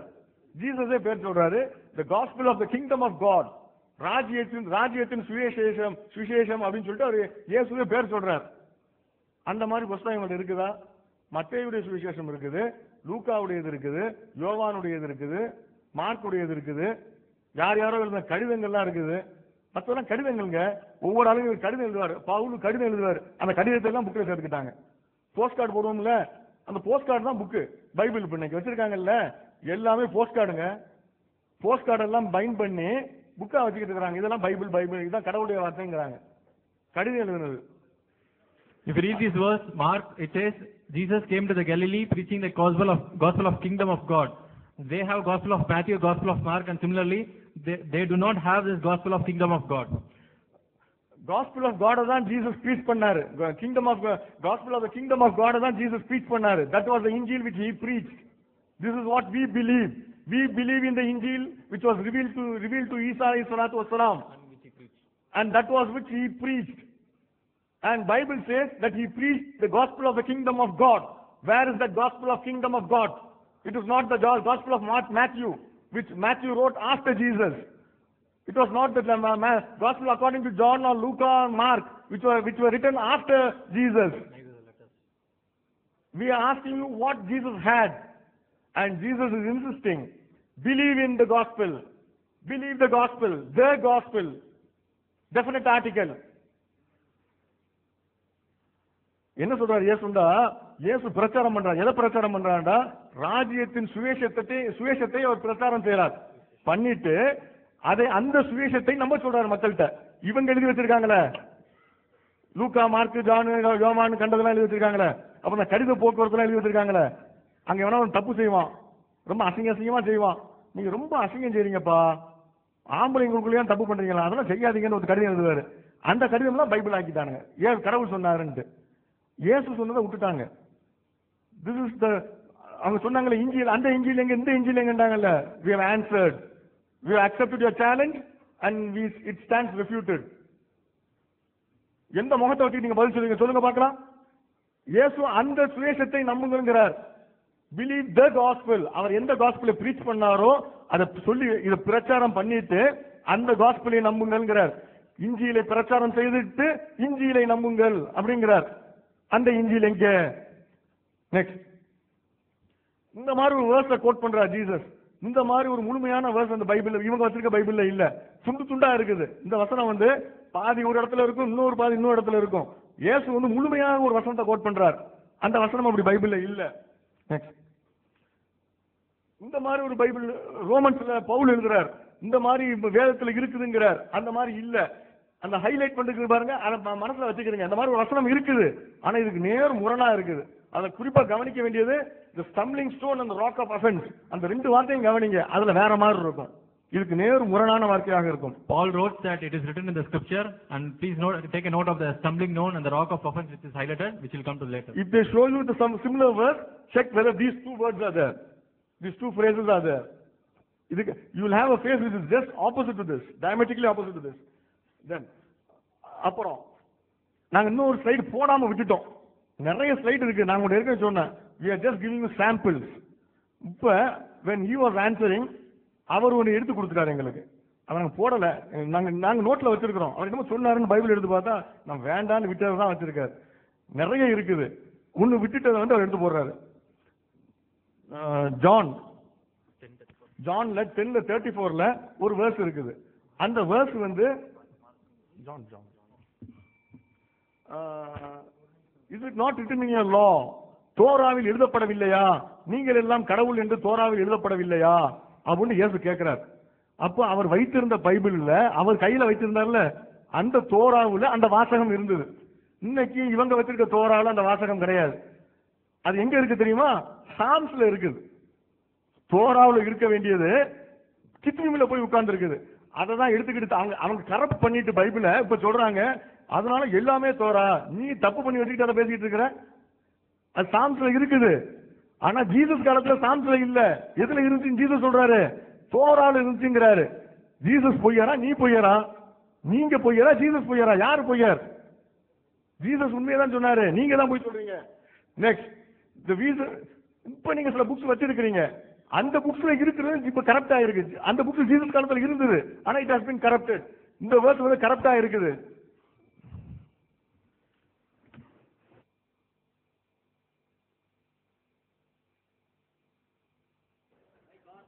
ஹலோ நண்பர்களே, நம்மளும் நிறைய விஷயங்கள் வந்து கேட்க வேண்டாம்னு நினைச்சிருக்கோம்.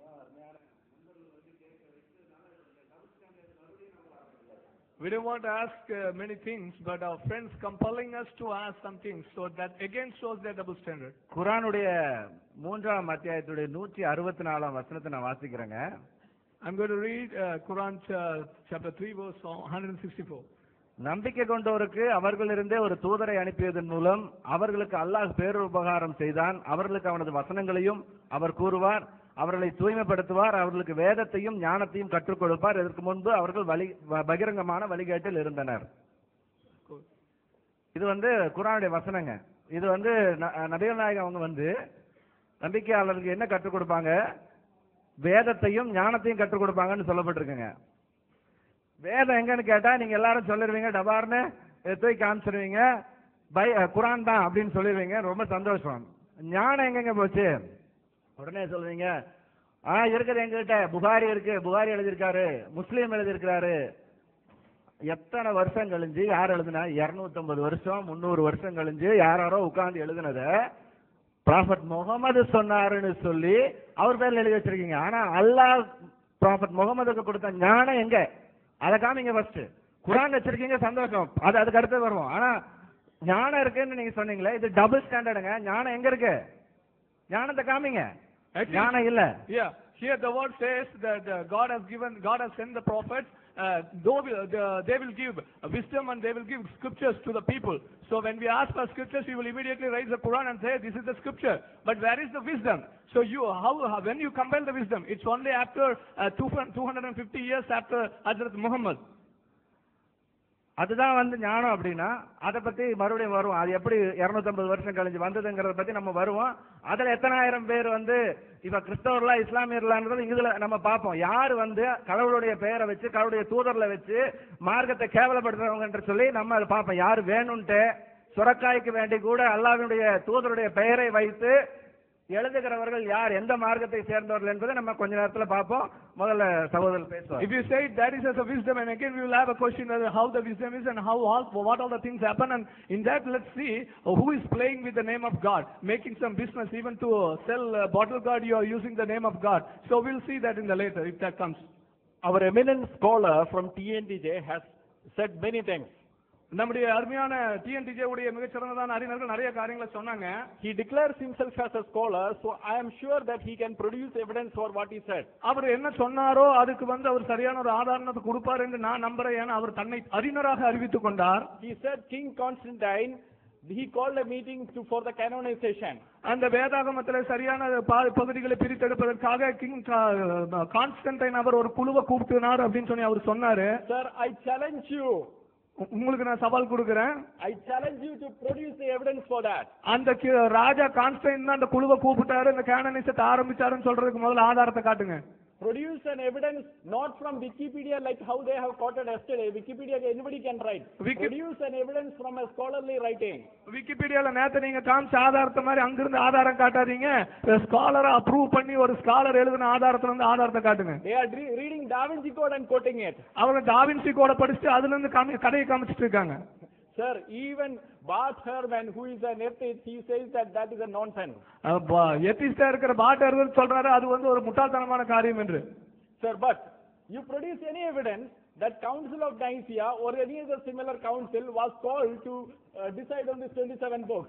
கவுன்சில் ஆஃப் நைசியாவோ அல்லது மற்ற கவுன்சிலோ இந்த 27 புத்தகங்கள் தான் சரியான புத்தகங்கள் என்று நியமிப்பதற்காக கூட்டப்பட்ட குழு என்று சொல்லி நீங்கள் ஒரு ஆதாரத்தை காட்டுங்க.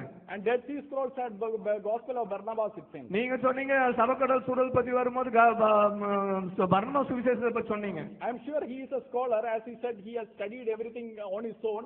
I am sure he can produce evidences for that. அவர் தன்னை ஒரு அறிஞர் என்று சொன்னதனால ஒருவேளை இத்தனை அவர் படிச்சிருப்பாரு, கண்டிப்பா இதுக்கு ஆதாரம் கொடுப்பாருன்னு நான் நினைக்கிறேன். And he came up with that the Jews decided upon the Bible after Jesus Christ. அவர் சொன்னார் யூதர்கள் இயேசு கிறிஸ்துவின் வேதாகமத்தை இயேசு கிறிஸ்துவுக்கு அப்புறம் தான் அந்த வேதாகமத்தை நிர்ணயிச்சாங்க.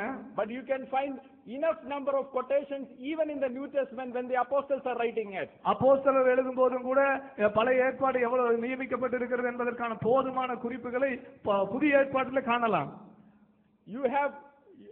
You have almost except for the 5 books that is in the Old Testament, almost all other books are quoted in the New Testament. பழைய ஏற்பாட்டில் இருக்கிற 5 புத்தகத்தை தவிர மற்ற எல்லா புத்தகங்களை பற்றியும் அதனுடைய குறிப்பீடுகள் புதிய ஏற்பாட்டில் இருக்குது.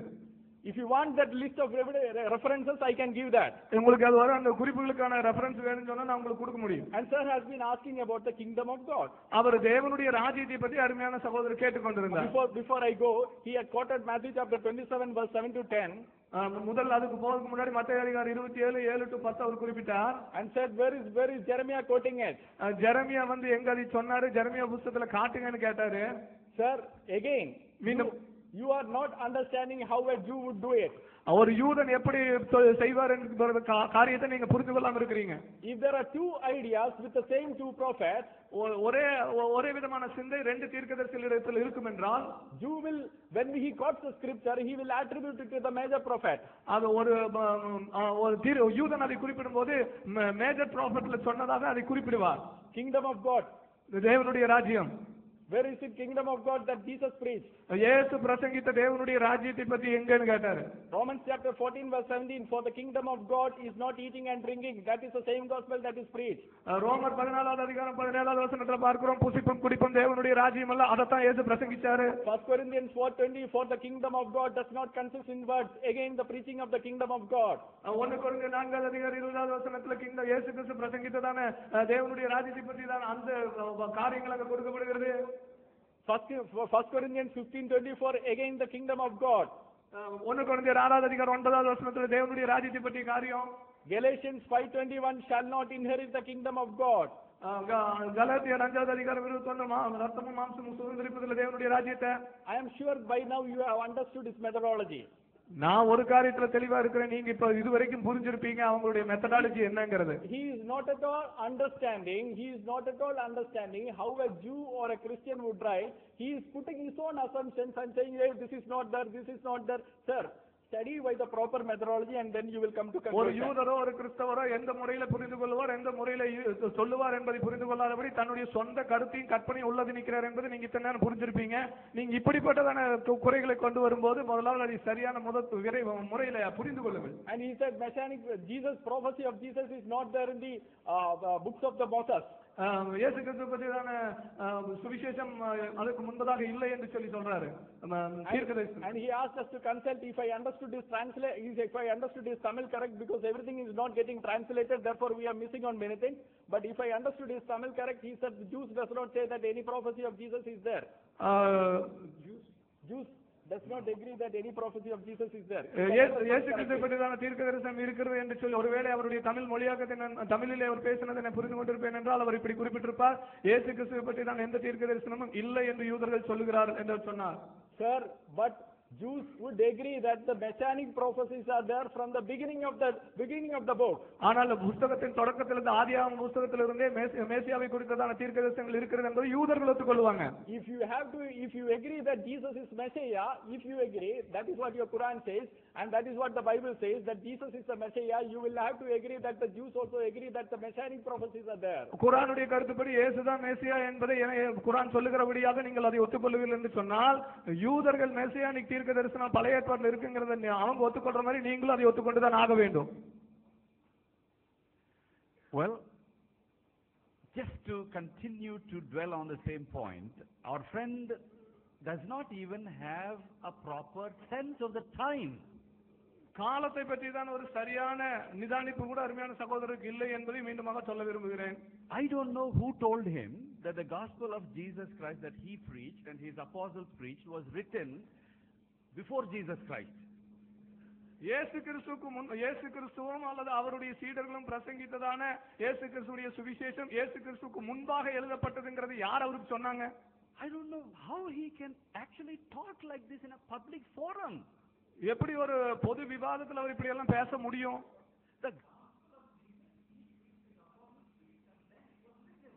இயேசு பிரசங்கித்த சுவிசேஷம் அவரு பிரசங்கிச்சாரு, அதுக்கப்புறம் அவருடைய அப்போஸ்தலர் பிரசங்கிச்சாங்க, அதைத்தான் எழுதி இருக்கிறாங்க. Scripture Jesus took and read in the synagogue and he constantly referred to is the Old Testament.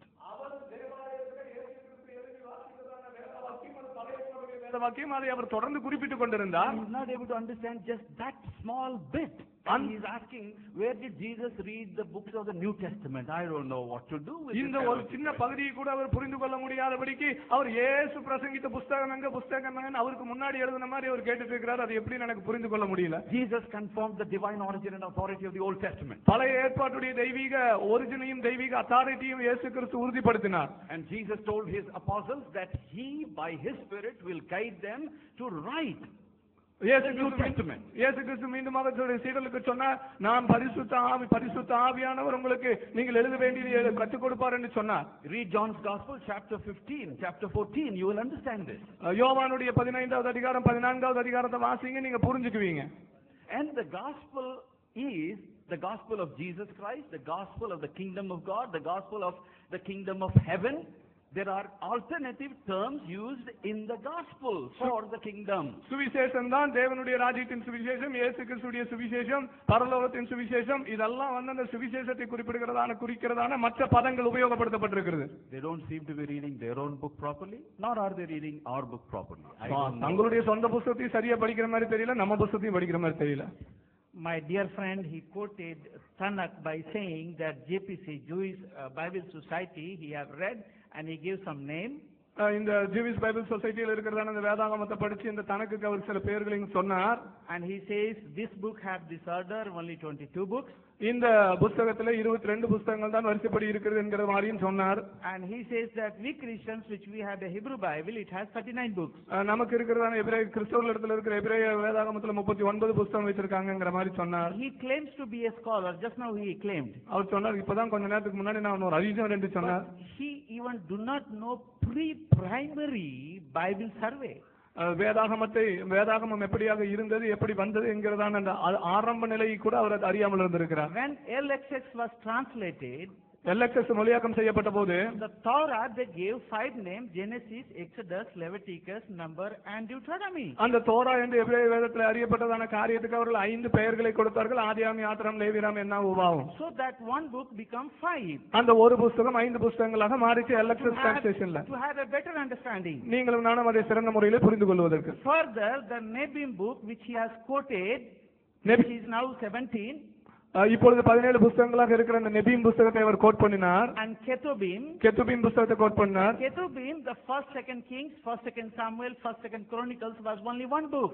கெத்துபீமாக அறியப்படுகிற 1-2 ராஜாக்கள், 1-2 நாளாகமம், 1-2 சாமுவேல் ஒரே புத்தகமாக இருந்தது. But for the better understanding, they wrote separately so people will understand well. சிறந்த முறையிலே ஜனங்கள் புரிந்து கொள்வதற்காக அவர்கள் அந்த அத்தனையும் தனித்தனியாக எழுதினார்கள். And he does not know even that, and he is talking about canonization, he is talking about high criticism, and he is making blunder in every sentence. இதை கூட அவர் அறியாதவராக ஒரு கேனனைசேஷன் மத்தத்தையும் பத்தி பேசிட்டு ஒவ்வொரு வார்த்தையிலும் மிகப்பெரிய தவறுகளை செய்து கொண்டிருக்கிறார். It is debate, it is serious issue. You all have a time. Time has a value. Here we are to educate the people, not to confuse and bring these kinds of arguments. இது ஒரு விவாதம். நம்ம எல்லாரும் நம்முடைய நேரத்தை செலவழிச்சு வந்திருக்கிறோம். நம்ம இங்க கொண்டு வருகிற காரியம் நம்ம இந்த காரியங்களை கற்றுக் கொடுப்பதற்காகத்தான். Even we are going down to the basics. again திரும்பவும் நாம் மீண்டும் அடிப்படைக்கே திருப்பி போய் கொண்டிருக்கிறோம். And talking about canonization and high criticism. மீண்டுமாக நம்ம canonization high criticism பத்தி பேசிட்டு இருக்கிறோம். The sources which you are reading, please check with even some good Muslim scholars. நீங்க வாசித்து கொண்டிருக்கிற உங்களுடைய சொந்த ஆதாரங்களை கொஞ்சம் நல்ல முஸ்லிம் அறிஞர்களோடு கூட வந்து அதை கொஞ்சம் பரிசோதித்து பாருங்க. Because it's a public forum, people are learned, they know what you are talking.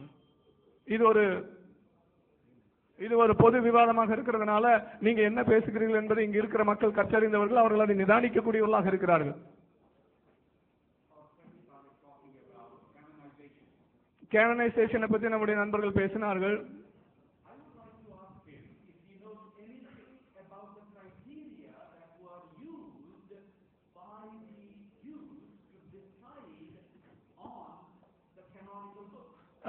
ஏற்றுக்கொள்ளப்படுகிற ஆகமங்கள் என்று சொல்லி நியமிப்பதற்கு யூதர்களாலே உபயோகப்படுத்தப்பட்ட அளவுகோல் பற்றியாவது இவருக்கு ஏதாவது தெரியுமா அப்படின்னு நான் கேட்க விரும்புறேன்.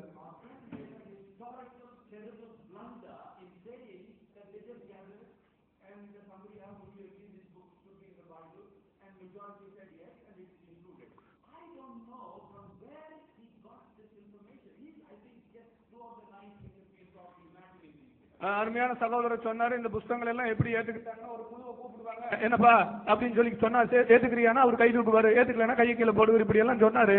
இந்த ஐடியா எங்கிருந்து இவருக்கு வந்ததுன்னு தெரியல. இது ஒரு மிக சரித்திரபூர்வமான ஒரு பெரிய தவறு.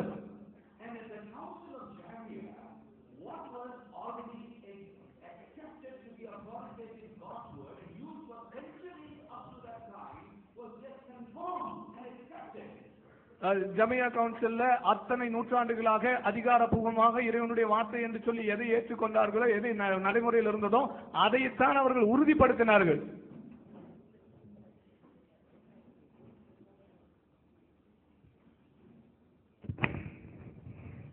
The LXS that Paul talked about, அருமையான பால் சொன்னது போல LXS was the Greek translation of the Hebrew Old Testament. பழைய எபிரேய பழைய ஏற்பாட்டின் கிரேக்க மொழியாக்கம் தான் LXS என்பது. It was already being used from 2nd century BC. அது கிமு 2வது நூற்றாண்டு முதலே அது உபயோகப்படுத்தப்பட்டு வந்தது. And before that the actual Hebrew Old Testament was already there. அதற்கு முன்பதாகவே எபிரேய மொழிபெயர்ப்பான எபிரேயத்திலே அந்த பழைய ஏற்பாடு இருந்தது. And our friend has forgotten all these basics of history, and he says the Old Testament canon was, accepted only after Jesus Christ. I think we should be a bit careful when we talk about these things like this. இந்த வேதாகம சரித்திரத்தின் இந்த அடிப்படையே அவர் மறந்துட்டு அல்ல தெரியாமலோ விட்டுட்டு அவர் இயேசு கிறிஸ்துவுக்கு அப்புறம் தான் இந்த வேதாகங்கள் எல்லாம் ஒருங்கிணைக்கப்பட்டது அப்படிங்கறதான காரியத்தை அவர் சொல்லிட்டு இருக்காரு. And coming to methodology, மீண்டுமாக மெத்தடாலஜிக்கு உதாரணம் கடந்து வரும்போது I raised those basic questions. I said, deny the 2 premises or answer the 17 questions. And none of them has guts to go to one of those Quranic verses and respond to at least one question. For 1.5 days have gone by. விவாத முறைக்கு அவர்